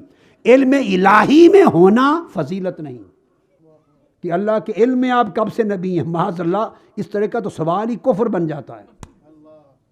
اس کا مطلب ہے کوئی وقت ایسا بھی تھا جب اللہ کے علم میں نہیں تھا حضور کا نبی ہونا؟ کب سے اللہ کے علم میں آپ نبی ہونا آئے؟ اس کا مطلب ہے کوئی ٹائم ایسا بھی تھا جب اللہ کو معلوم نہیں تھا؟ استغفر اللہ العظیم، نبوت دینی کس نے تھی؟ علم کا تو سوال کرنا ہی جہالت ہے۔ سوال یہ ہے، وہ فرماتے متى كنت نبیا، اب کب سے نبی تھے؟ آقا نے فرمایا جب آدم روح اور جسم کے درمیان تھے۔ یہ حدیث ابن عباس نے بھی روایت کی، امام احمد بن حنبل نے اس کو روایت کیا، طبرانی نے، اسنادہ صحیح ورجالہ کلہم ثقات رجال الصحیح، اس کے سارے سند کے رجال صحیح ہیں۔ ایک صحابی روایت کی آقا علیہ السلام سے کہ متى اخذ میثاقک، آپ سے نبوت کا حلف کب لیا گیا؟ ایک روایت میں متى جعلت نبیا، آپ نبی کب بنائے گئے؟ آپ کو نبوت کب عطا کی گئی، کب نبی بنائے گئے؟ امام احمد بن حنبل نے یہ الفاظ روایت کیے، اور رجال الصحیح ہیں۔ حضرت عمر فاروق رضی اللہ تعالیٰ عنہ بھی روایت کرتے ہیں یہی مضمون، سیدنا فاروق اعظم، اس میں فاروق اعظم رضی اللہ تعالیٰ عنہ فرماتے متى جعلت نبیا، یا رسول اللہ آپ کب نبی بنائے گئے تھے؟ کس کو یہ سوال کرنے کی ضرورت کیوں پیش آئی؟ سب کو معلوم نہیں تھا کہ جب عمر مبارک 40 برس تھی تو غار حرا میں وحی اتری اور بعثت ہوئی؟ کیا اس کا علم نہیں تھا؟ جب سب کو علم تھا پھر ہر صحابی یہ سوال کیوں کر رہا ہے؟ معلوم نہیں کہ 40 سال کی عمر میں غار حرا میں بعثت ہوئی؟ اگر بعثت کو نبوت کا عطا ہونا سمجھتے کہ اب سے نبی ہوئے تو پوچھتے کیوں؟ انہیں معلوم تھا کہ یہ تو اعلان ہوا نبوت کا، یہ تو نبوت کو ظاہر کرنے کا امر ہوا، یہ تو قرآن کی وحی کا نزول شروع ہوا۔ اور یہ نبوت عطا نہیں ہوئی، ہر صحابی جانتا تھا کہ نبی پہلے سے ہے، نبوت پہلے سے ہے، اس لیے پوچھتے تھے آقا کب سے نبی تھے؟ یہ تو ظاہر ہوا، ظاہر اب کیا گیا غار ہرا کی وحی سے، مگر نبی تھے کب سے؟ تو فاروق اعظم پوچھتے ہیں متا جعلت نبیا، آقا اصل بات بتائیں کہ آپ نبی بنائے کب گئے تھے؟ تو آقا علیہ السلام نے فرمایا اس وقت بھی نبی تھا جب آدم علیہ السلام ابھی پانی اور مٹی میں تھے۔ تو الغرض کثیر احادیث ہیں جنہیں بیسیوں سینکڑوں کتب حدیث میں الگ اسانید کے ساتھ ائمہ نے روایت کیا ہے۔ مقصود بیان کرنے کا یہ تھا اتنا حصہ کہ آقا علیہ الصلوۃ والسلام کے لیے دو اہتمام الوہی طور پر اللہ رب العزت نے کیے۔ ایک آپ کی ولادت جو مقرر وقت پر ہونی تھی حضرت آمنہ کی گود میں، مگر اس ولادت کے لیے نسب کی حفاظت کا اہتمام صدیوں نہیں لاکھوں سالوں سے، آدم علیہ السلام سے بھی پہلے اللہ پاک نے اہتمام کر رکھا تھا۔ اور دوسرا اہتمام وہ نبوت جو شہر مکہ میں غار ہرا میں ظاہر ہونی تھی 40 برس کی عمر میں، اس نبوت کا عطا کیا جانا اور اس کے فیض کو جاری کرنا اور انبیاء سے اس نبوت پر ایمان لانے کا حلف لینا، یہ تخلیق انسانیت سے بھی پہلے تھا۔ تخلیق اب جس طرح میں نے عرض کر دیا کہ چونکہ اللہ رب العزت نے حضور کے میلاد کو اتنی اہمیت دی کہ حضور کی ولادت کی خاطر آقا کے پورے نسب کو سنبھالا اور حضور کے نور کے پورے سفر کو سنبھالا، یہ حضور علیہ السلام کی نسبت ہے۔ اور جس شہر میں حضور کی ولادت ہوئی اس شہر کی قسم کھائی، تو ذہن میں سوال پیدا ہوتا ہے کہ جہاں آقا علیہ السلام کی ولادت ہوئی وہ شہر تو اللہ کے ہاں قسم کھانے کے قابل بن گیا، تو جس شہر میں ہمیشہ کے لیے حضور کی آرام گاہ بن گئی، ہجرت کر گئے، جہاں حضور کا روضہ اطہر بنا، آقا علیہ السلام لیٹے ہیں، تشریف فرما ہیں، اس مدینہ کا مقام کیا بنا؟ مکہ کا تو سمجھ گئے، مکہ کا مقام سمجھ گئے، وہ مدینہ جو حضور کا مسکن بنا اور قیامت تک کے لیے حضور کا روضہ اطہر بنا، گھر بنا، اور یہیں سے قیامت کے دن حضور کا کھڑا ہونا ہوگا۔ اس مدینہ کا مقام کیا ہوا؟ 3 نکتے عرض کروں گا اس حوالے سے، باقی چیزوں کو چھوڑ رہا ہوں، بڑی توجہ طلب ہیں، شاید آپ لوگوں کے ایمان میں خوب تازگی آئے اور تصورات بدل جائیں۔ اب آپ دیکھ لیجئے کہ مکہ کے ساتھ محبت کتنی ہوگی حضور کی ولادت کا شہر ہونے کے باعث کہ اللہ نے قسم کھائی۔ پھر حضور کی جائے ولادت ہے، اللہ اس کی قسم کھاتا ہے، تو آقا علیہ السلام کی محبت کتنی ہوگی شہر مکہ سے، اس کو ذہن میں رکھیں۔ اب آئیے صحیح بخاری اور مسلم کی متفق علیہ حدیث، اور صحیح بخاری کا حدیث نمبر 1888 اور صحیح بخاری کا پھر 3926، 1320، 5654، 5677، اتنی اور 6372، کتنی مرتبہ یہ حدیث امام بخاری لائے ہیں صحیح بخاری میں جو اب دے رہا ہوں، اور امام مسلم کی حدیث نمبر 1376۔ باقی درجنوں کتب حدیث میں ہیں، مگر متفق علیہ جب ہو گئی بخاری مسلم کی تو بات ختم ہو گئی، متفق علیہ۔ حضرت عائشہ رضی اللہ تعالیٰ عنہ راوی ہیں، آپ فرماتی ہیں کہ قال رسول اللہ صلی اللہ علیہ وآلہ وسلم اللہم حبب الینا المدینۃ کحبنا مکۃ او اشد، اے اللہ ہمارے دل میں مدینہ کی محبت پیدا کر دے۔ اے اہل اسلام اور اہل ایمان، آقا علیہ السلام جس شہر کی محبت طلب کریں اور جس کی محبت کی دعا کریں اور جس کی محبت کا ایک درجہ مقرر کریں، وہ ہمارے لیے دین ہوا یا نہ ہوا؟ بولیے، ہمارا ایمان ہوا یا نہ ہوا؟ متفق علیہ حدیث۔ باری تعالیٰ ہمارے دل میں مدینہ کی محبت پیدا کر، کتنی؟ کحبنا مکہ، 2 درجے فرمایا، کتنی؟ پہلے درجے میں فرمایا اتنی محبت دے جتنی مکہ کی محبت. آقا علیہ السلام جانتے تھے ہر ایک کے ظرف کو کہ کوئی کہاں تک جا سکتا ہے میرے عشق میں. اب لوگ کہتے ہیں نا کہ آپ عشق میں محبت میں غلو کرتے ہیں. اب وہ اعتدال کیا ہے غلو کیا ہے وہ مسئلہ بھی سمجھ لیں. محبت رسول میں اعتدال کیا ہے اور غلو کیا ہے. اعتدال والوں کے لیے فرما دیا کہ حبنا مکہ تھا. جو زیادہ آگے نہیں بڑھ سکتے تو کم سے کم مدینہ کی محبت مکہ کی محبت کے برابر کر، کم سے کم. اور جو یہی رہنا چاہتے ہیں رہ جائیں محبت میں، اور جو آگے بڑھنا چاہتے ہیں اور میرے دل کو ٹھنڈک پہنچانا چاہتے ہیں، فرمایا او اشدہ، خدا کی قسم مکہ سے بھی مدینہ کی محبت کو بڑھا دے. مدینہ کی محبت مکہ کی محبت سے زیادہ شدید کر دے. اتنی محبت مدینہ کی دے کہ مکہ کی محبت سے یہ محبت بڑھ جائے. تو آقا علیہ السلام نے، آپ سمجھ گئے، قاعدہ یہ مقرر کر دیا کہ مدینہ سے محبت کرنے کے 2 درجے ہیں. عام مسلمانوں کا درجہ کحبنا مکہ، وہ مدینہ سے اتنی محبت کریں اگر مسلمان رہنا چاہتے ہیں جتنی مکہ سے کرتے ہیں. اگر ان کی محبت مدینہ محبت مکہ سے کم ہو گئی تو وہ حضور علیہ السلام کے نافرمان ہو گئے، ایمان سے خارج ہو گئے. یہ کم درجہ ہے.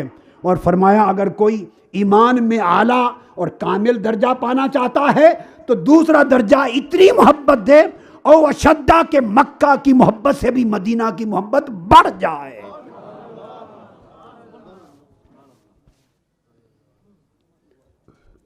یہ بخاری مسلم کی میں نے متفق علیہ حدیث بیان کی. اب اس کے بعد دوسری حدیث دینا چاہتا ہوں، دوسرا مضمون، اس کو ذہن میں رکھ لیں، متفق علیہ دے رہا ہوں.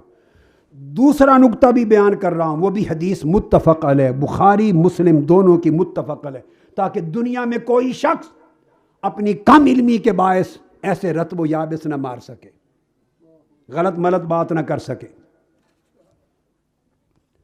آقا علیہ السلام نے دعا کی. متفق علیہ حدیث، انس بن مالک رضی اللہ تعالیٰ عنہ راوی ہیں. امام بخاری نے صحیح بخاری میں یہ حدیث 1885 نمبر پہ روایت کی، اور امام مسلم نے صحیح مسلم میں 1369 نمبر پہ روایت کی. متفق علیہ. انس بن مالک فرماتے ہیں کہ باری تعالیٰ دعا کی اللہم اجعل بالمدینۃ ضعفی ما بمکہ من البرکہ. آقا علیہ السلام نے ہاتھ اٹھا دیے اور ہاتھ اٹھا کے دعا کی باری تعالیٰ میرے مدینہ کو اتنی برکت دے جتنی برکت تو نے مکہ میں رکھی ہے اس سے 2 گنا برکت مدینہ میں کر دے.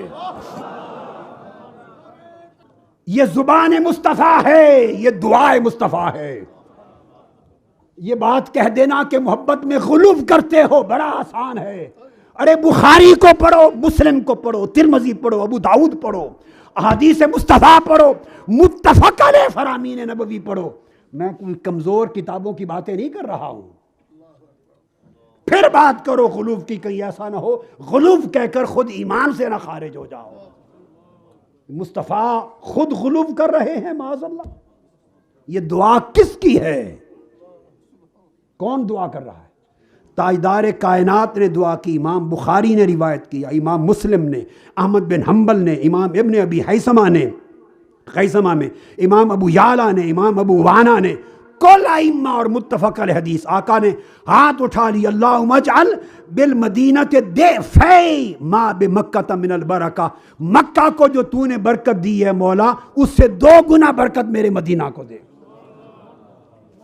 اللہ تعالیٰ نے تو نہیں فرمایا کہ میرے محبوب کیا کہہ رہے ہو، مکہ سے کے برابر مانگو، مکہ سے 2 گنا کر دوں.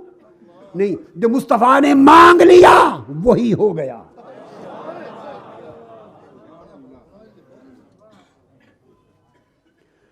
دوسری حدیث، وہ بھی ابو ہریرہ رضی اللہ تعالیٰ عنہ راوی ہیں. اس حدیث کے لفظ سنیے، وہ بھی متفق علیہ. امام بخاری نے بھی لی، امام مسلم نے، امام ترمذی نے، امام نسائی نے، ابو وانا نے، طحاوی نے. صحیح حدیث. آقا علیہ السلام نے پھر دعا کی عرض کی اللہم ان ابراہیم عبدک و خلیلک و نبیک و انی عبدک و نبیک و رسولک. اے اللہ، ابراہیم علیہ السلام بھی آپ کے مقرب بندے، نبی اور رسول، دعا کر رہے ہیں میں بھی تیرا بندہ ہوں، نبی اور رسول ہوں. انہو دعاک لمکہ، ابراہیم علیہ السلام نے مکہ کے لیے دعا کی تھی، مکہ کی برکتوں کے لیے دعا کی تھی. وَإِذْ قَالَ إِبْرَاهِيمُ رَبِّ اجْعَلْ هَٰذَا بَلَدًا آمِنًا وَارْزُقْ أَهْلَهُ مِنَ الثَّمَرَاتِ مَنْ آمَنَ مِنْهُمْ بِاللَّهِ وَالْيَوْمِ الْآخِرِ. ابراہیم علیہ السلام نے تجھ سے مکہ کی دعا کی تھی. قربان جاؤں، آگے سنیے. وَإِنِّي أَدْعُوكَ لِلْمَدِينَةِ، اور میرے مولا میں تجھ سے اپنے مدینہ کے لیے دعا کرتا ہوں. باری تعالیٰ پوچھتے ہیں محبوب دعا قبول ہوئی، اب کتنی برکت کی دعا کرتے ہیں. قربان جائیں، یہ حق حبیب کا ہوتا ہے، محبوب کے سوا ایسی لاڈ کی بات خدا سے کوئی اور نہیں کر سکتا. برکت دیتا ہوں، محبوب کتنی مانگتے ہو؟ آقا نے عرض کیا بمثل ما دعاک بہ لمکہ. عرض کیا باری تعالیٰ نمبر 1 پہلے تو اتنی برکت دے جتنی دعائے ابراہیمی کے نتیجے میں مکہ میں رکھی. وَمِثْلِهِ مَعَهُ، اور پھر میری خاطر اتنی برکت اور 2 گنا کر دے مدینہ میں. فرمایا پہلے اتنی برکت دے جو دعائے ابراہیمی کے نتیجے میں مکہ کو دی، اور دوسری دعا یہ کہ اس سے 2 گنا کر دے میری خاطر اتنی اور بھی دے دے مدینہ کو. مدینہ سے محبت کا درجہ دیکھیے. اب آگے چلیے، آگے حدیث آتی ہے. یہاں تک تو تھی 2 گنا. اگلی حدیث جو ابو ہریرہ رضی اللہ تعالیٰ عنہ روایت کرتے ہیں، میرے آقا یہاں تک نہیں رکے، دل چاہا اور ملے، فرمایا 3 گنا کر دے. مکہ سے مدینہ کی برکت 3 گنا. ابو ہریرہ کہتے ہیں کہ آقا علیہ السلام نے فرمایا اللہم بارک لنا فی سائنا و مدنا و قلیلنا و کثیرنا واجعل مع البرکات برکتین. باری تعالیٰ جو برکت مکہ کو دی ہے پہلے تو اتنی ہی برکت مدینہ کو دے دے. تو مدینہ برکت میں سب سے پہلے مکہ کے برابر ہو گیا، 1 برکت آ گئی. اور فرمایا وَجْعَلْ مَعَ الْبَرَكَةِ بَرْكَتَيْن، اور یہ برکت جو مدینے کو مکہ کے برابر کر دیتی ہے اب اس پر 2 گنا برکتیں اور عطا کر. اس پر 2 برکتیں اور عطا کر. تو مدینہ کی برکت مکہ کی برکت پر 3 گنا بڑھ گئی. کتنے گنا بڑھ گئی؟ 3 گنا بڑھ گئی. پھر ایک اور مقام پر آقا نے فرمایا ضعفی ما بارکت لأہل مکہ تھا، جو برکت اہل مکہ کے لیے ہے اس سے 2 گنا کر دے. کہیں فرمایا مثلی، مکہ کی برکت سے 2 گنا زیادہ مدینے کی برکت کر دے. آقا علیہ الصلوۃ والسلام نے کثرت کے ساتھ ایسی احادیث میں مدینہ کی برکت کی زیادتی اور کئی گنا ہونے کو بیان کیا. یہی وجہ ہے کہ سیدنا فاروق اعظم رضی اللہ تعالیٰ عنہ اگر یہ سن لیتے کسی شخص کے بارے میں، سیدنا فاروق اعظم، کہ یہ مکہ کو مدینہ سے افضل جانتا ہے تو اس کو طلب کر لیتے تھے. میں نے سنا ہے تم مکہ کو مدینہ سے افضل کہتے ہو. یہ مسلک عمر فاروق ہے. اگر یہ غلو ہے تو خدا کے لیے فتویٰ ہم پہ نہیں، فاروق اعظم پہ جا لگاؤ. سمجھ آ جائے گی ایمان کیا ہے اور کیا نہیں. یہ موطا امام مالک، کون سی کتاب حدیث کی؟ موطا امام مالک، جلد 2، اور حدیث صحیح ہے. ائمہ نے لکھا ہے یہ حدیث صحیح ہے، حسن بھی نہیں. حضرت عبداللہ بن عیاش المخزومی رضی اللہ تعالیٰ عنہ سیدنا فاروق اعظم کے پاس آئے. کوئی کام تھا، اپنے بلوا بھیجا، ملے. جب جانے لگے، یہ حدیث 1700 اس کا نمبر ہے میرے ہاتھ میں، موطا امام مالک. اس کی جو طبع ہے دار المعرفہ بیروت لبنان کی، اس کا جز 2 حدیث نمبر 1700. جانے لگے فلما ادبر عبداللہ، پیٹ پھیر کے جانے لگے. ناداہ عمر بن الخطاب، فاروق اعظم نے بلا لیا. عبداللہ میری بات سنو رضی اللہ تعالیٰ عنہ. پلٹ آئے. فقال انت القائل لمکہ تو خیر من المدینہ. سیدنا فاروق اعظم نے فرمایا آؤ عبداللہ میں نے سنا ہے, کیا تمہارا یہ عقیدہ ہے اور تم یہ کہتے ہو کہ مکہ مدینہ سے افضل ہے؟ طلب کر لیا. فرمایا کیا تمہارا یہ قول ہے کہ مکہ مدینہ سے افضل ہے؟ وہ چپ کر گھبرا گئے. فقال عبداللہ نہیں یہ سیدنا امیر المومنین میں تو یہ نہیں کہتا. فقلت ہی حرم اللہ وامنہ وفیہا بیتہ, میں تو کہتا ہوں مکہ اللہ کا حرم ہے, اس کا امن کی جگہ, اس کا گھر ہے. فرمایا لا اقول فی بیت اللہ ولا فی حرم شیئا, میں اللہ کے گھر کی بات نہیں کر رہا اور اس کے حرم ہونے کی بات نہیں کر رہا. کھری کھری بات کرو, کیا تمہارا یہ کہنا ہے کہ لمکہ تو خیر من المدینہ؟ وہ حرم ہے, اللہ کا گھر ہے, سب کچھ ہے, مگر کیا مکہ کو مدینہ سے افضل جانتے ہو؟ انہوں نے دوبارہ پھر اپنی صفائی دی, نہیں امیر المومنین میں نے صرف اتنا کہا ہے کہ اللہ کا حرم ہے, اس کا گھر ہے, اور یہ اگلی بات نہیں کی کہ میں نے مکہ مدینہ سے افضل ہے. فرمایا ٹھیک ہے تو پھر جاؤ. یہ فاروق اعظم کا عقیدہ تھا. اور کیوں نہ ہوتا گفتگو کے آخری حصے میں کہ آقا علیہ السلام نے فرما دیا تھا کہ قیامت سے پہلے لوگوں ایک وقت آئے گا جب پوری دنیا پہ کفر چھا جائے گا,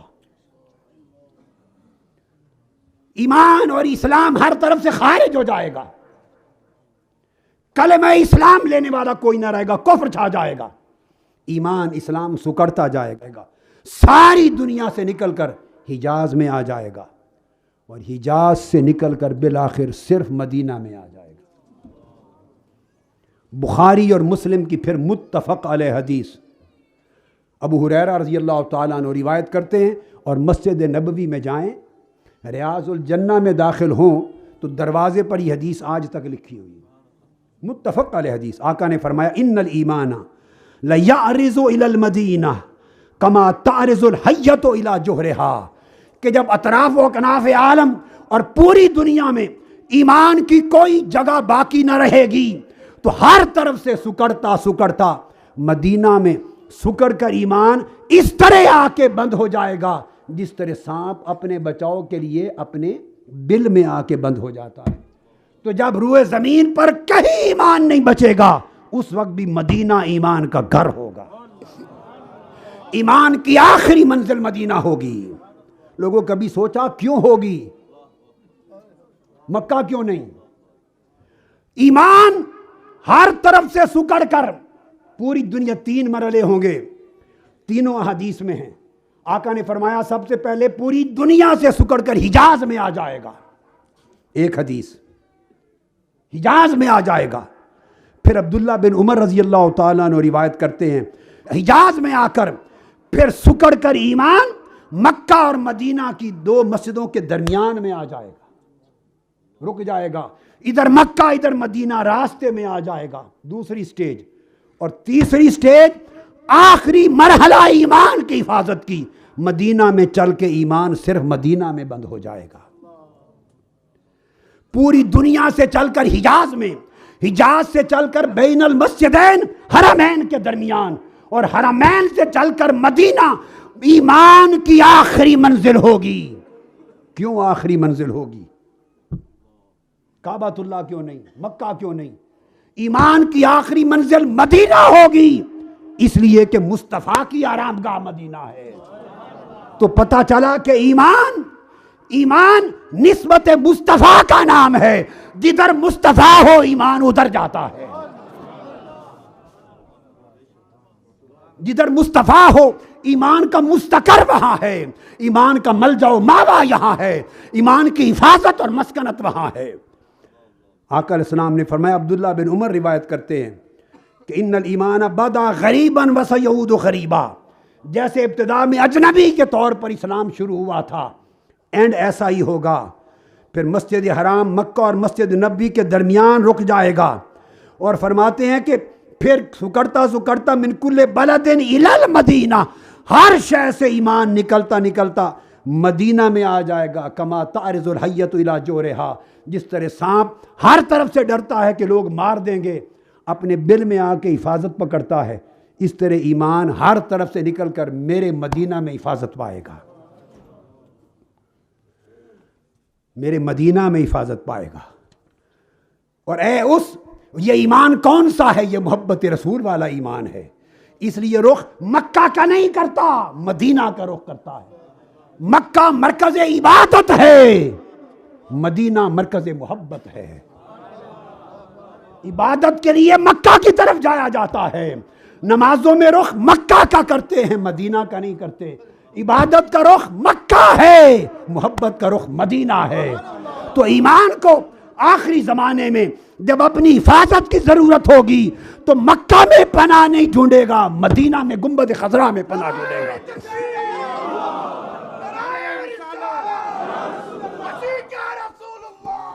اور یہ محبت کا ایمان رکھنے والے، ان کو اس دور میں غربا کہا جائے گا، جب پورے زمانے میں فساد ہوگا، پورے زمانے میں فساد ہوگا، اور جو محبت کا درس دے کر لوگوں میں اصلاح کرنے والے ہوں گے، آقا نے فرمایا ان کو غربا کہوں گا۔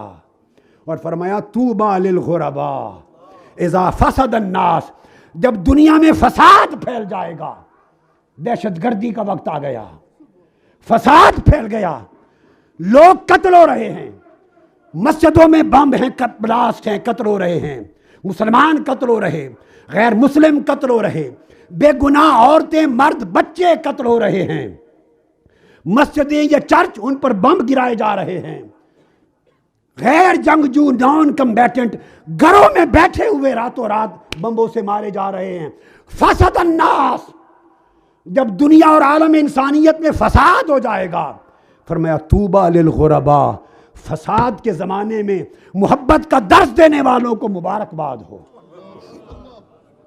یہ حدیث ہے، سعد بن ابی وقاص کی روایت پڑھ رہا ہوں، حضرت سعد بن ابی وقاص کی روایت پڑھ رہا ہوں۔ فرمایا جب ہر طرف فساد ہو جائے گا، فتنہ ہو جائے گا، قتل و غارت گری ہو جائے گی، خون بہایا جائے گا، طوبیٰ للغربا، اس فساد کے زمانے میں محبت اور امن کا درس دینے والے جو غربا ہوں گے، جو محبت والے ایمان کو سینے سے لگائیں گے، فرمایا ان امتیوں کو مبارک ہو، ان امتیوں کو مبارک ہو۔ حضرت عائشہ صدیقہ نے فرمایا رضی اللہ تعالی عنہ، امام ابن ابی حاتم اور دیگر ائمہ روایت کرتے ہیں کہ آقا نے فرمایا جس طرح سیلاب آ جاتا ہے اور جو چیز رستے میں ملتی ہے، درخت، پتے، ٹہنیاں، سب کچھ ساتھ سمیٹتا ہوا سیلاب اپنی منزل کی طرف لے کے چلتا ہے، فرمایا جس طرح سیلاب ہر شے کو سمیٹ کے منزل کی طرف جاتا ہے، اس طرح آخری زمانے میں ایمان، ہر ایمان کی ہر خوبی کو سمیٹ کے میرے مدینہ میں آ جائے گا۔ واللہ ان تربتہا لمؤمنۃ، اور فرمایا خدا کی قسم مدینہ کی مٹی میں بھی ایمان ہے، مدینہ کی مٹی بھی مومن ہے۔ یہ حدیث کے لفظ ہیں، حضرت عائشہ صدیقہ نے فرمایا، ارے جس شہر کی مٹی میں بھی آقا نے فرمایا ایمان ہے۔ جبل احد کو دیکھا تو فرمایا خدا کی قسم یہ ہم سے پیار کرتا، ہم اس سے پیار کرتے ہیں۔ مدینے کی وادیوں سے پیار کیا، بیمار آ گیا تو مدینہ کی مٹی اٹھا لی میرے آقا نے، لب لگایا اور فرمایا اس شہر مدینہ کی مٹی کی برکت سے مولا شفا دے دے۔ مدینہ کی مٹی کو ایمان بنایا، شفا بنایا، خیر بنایا۔ اور اللہ رب العزت کی محبت کا یہ عالم کہ آقا علیہ السلام نے جب ہجرت فرمائی تو پہلے مکہ سے نکلے، پھر مدینہ میں داخل ہوئے۔ بولیے نکلنا پہلے تھا یا مدینہ میں داخل ہونا پہلے تھا؟ بولیے مگر اللہ رب العزت نے فرمایا، حضور نے دعا کی، رب ادخلنی، دعا کی رب ادخلنی مدخل صدق واخرجنی مخرج صدق، باری تعالیٰ مجھے سچائی کے گھر میں داخل فرما اور سچائی کے گھر سے نکال۔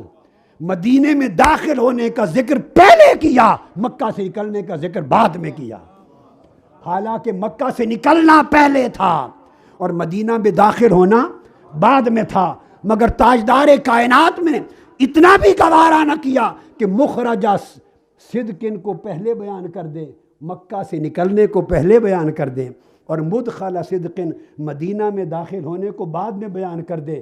چونکہ مکہ اور مدینہ کا اکٹھا ذکر ہو رہا تھا تو مصطفیٰ کی محبت نے ایمان والوں کی سمت ایمان کی بتا دی کہ مولا مجھے پہلے مدینہ میں داخل کر پھر مکہ سے نکال، تاکہ میری امت اپنے ایمان کا مرکز مدینہ کو بنائے اور ایمان کی بنیاد محبت کو بنائے، اور ان کی محبت کا رخ مدینہ ہو، چونکہ میں مدینہ میں لیٹا ہوں۔ اس لیے آقا علیہ السلام نے فرمایا قیامت کے دن سب سے پہلے میں اٹھوں گا، حشر ہوگا، پھر میرے ساتھ جنت کے قبرستان والے اہل بقیع اٹھیں گے، اس کے بعد اہل مکہ اٹھیں گے۔ قربان جاؤں، قربان جاؤں، گویا اپنی حیات طیبہ سے لے کر قیامت کے دن کے بعد تک حضور نے مدینہ کو ساتھ رکھا اور فرمایا الا انکابھا ملائکہ الا کل باب من ابواب المدینہ ملکہ، مدینہ کے ہر دروازے کے اوپر اللہ نے 2 فرشتے مقرر کر رکھے ہیں جو قیامت تک مدینہ کی حفاظت کریں گے۔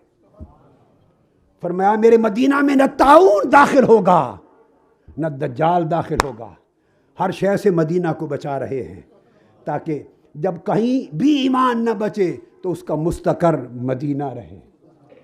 تو دوستو ان تمام احادیث صحیحہ سے جو ایک سبق ملتا ہے وہ یہ کہ ایمان وہی خیر والا ہے جس کی بنیاد محبت پر ہو، اور محبت کے ایمان کا رخ مدینہ ہے، چونکہ مستقر حضور کا وہاں ہے، آرام گاہ وہاں ہے۔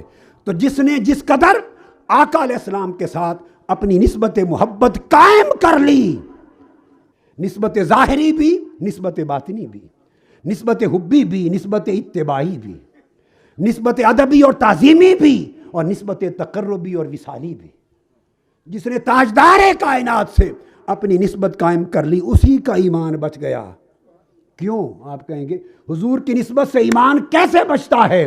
ارے ایمان اپنے آپ کو حضور کے شہر میں جا کے بچاتا ہے، ایمان خود کو حضور کے مدینہ میں جا کے بچاتا ہے، تو ہمارا ایمان حضور کی نسبت سے کیوں نہ بچے؟ جو لوگ نسبت مصطفیٰ سے جتنا دور ہو گئے ایمان کی برکتوں سے اتنا محروم ہو گئے۔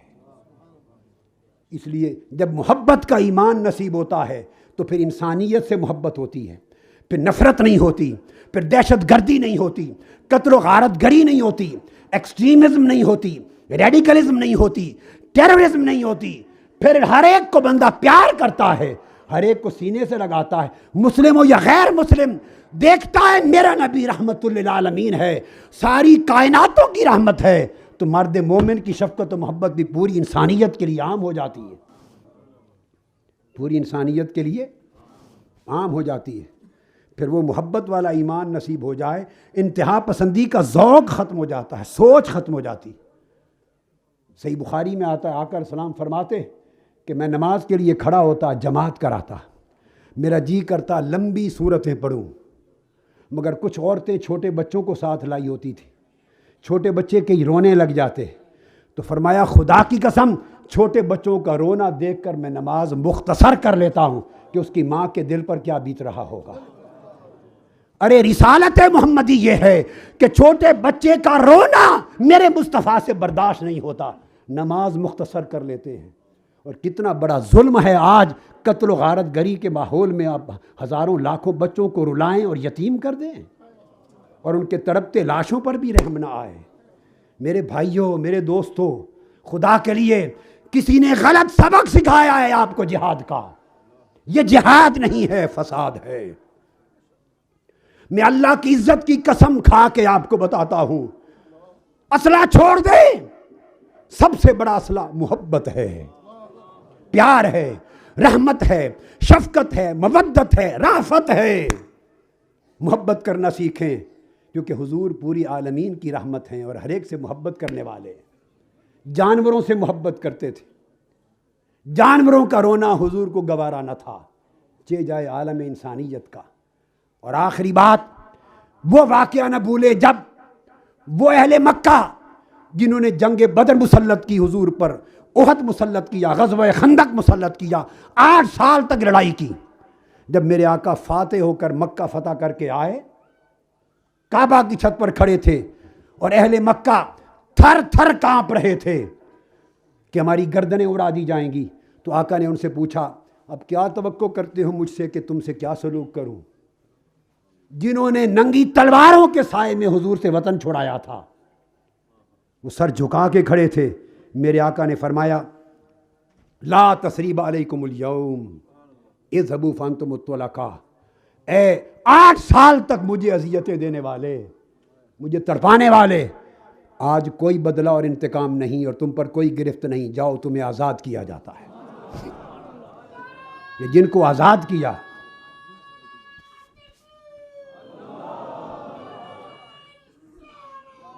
جن کو آزاد کیا وہ مسلمان نہیں تھے، وہ کافر تھے، کفار مکہ تھے. انتم الطلقاء، آزاد کر دیا جاتا ہے. اے مسلمانان پاکستان، حضور کا میلاد مناؤ اور میلاد مصطفیٰ میں حضور کے پیغام رحمت کو عام کرو. اپنی زندگیوں میں محبت والا ایمان داخل کرو.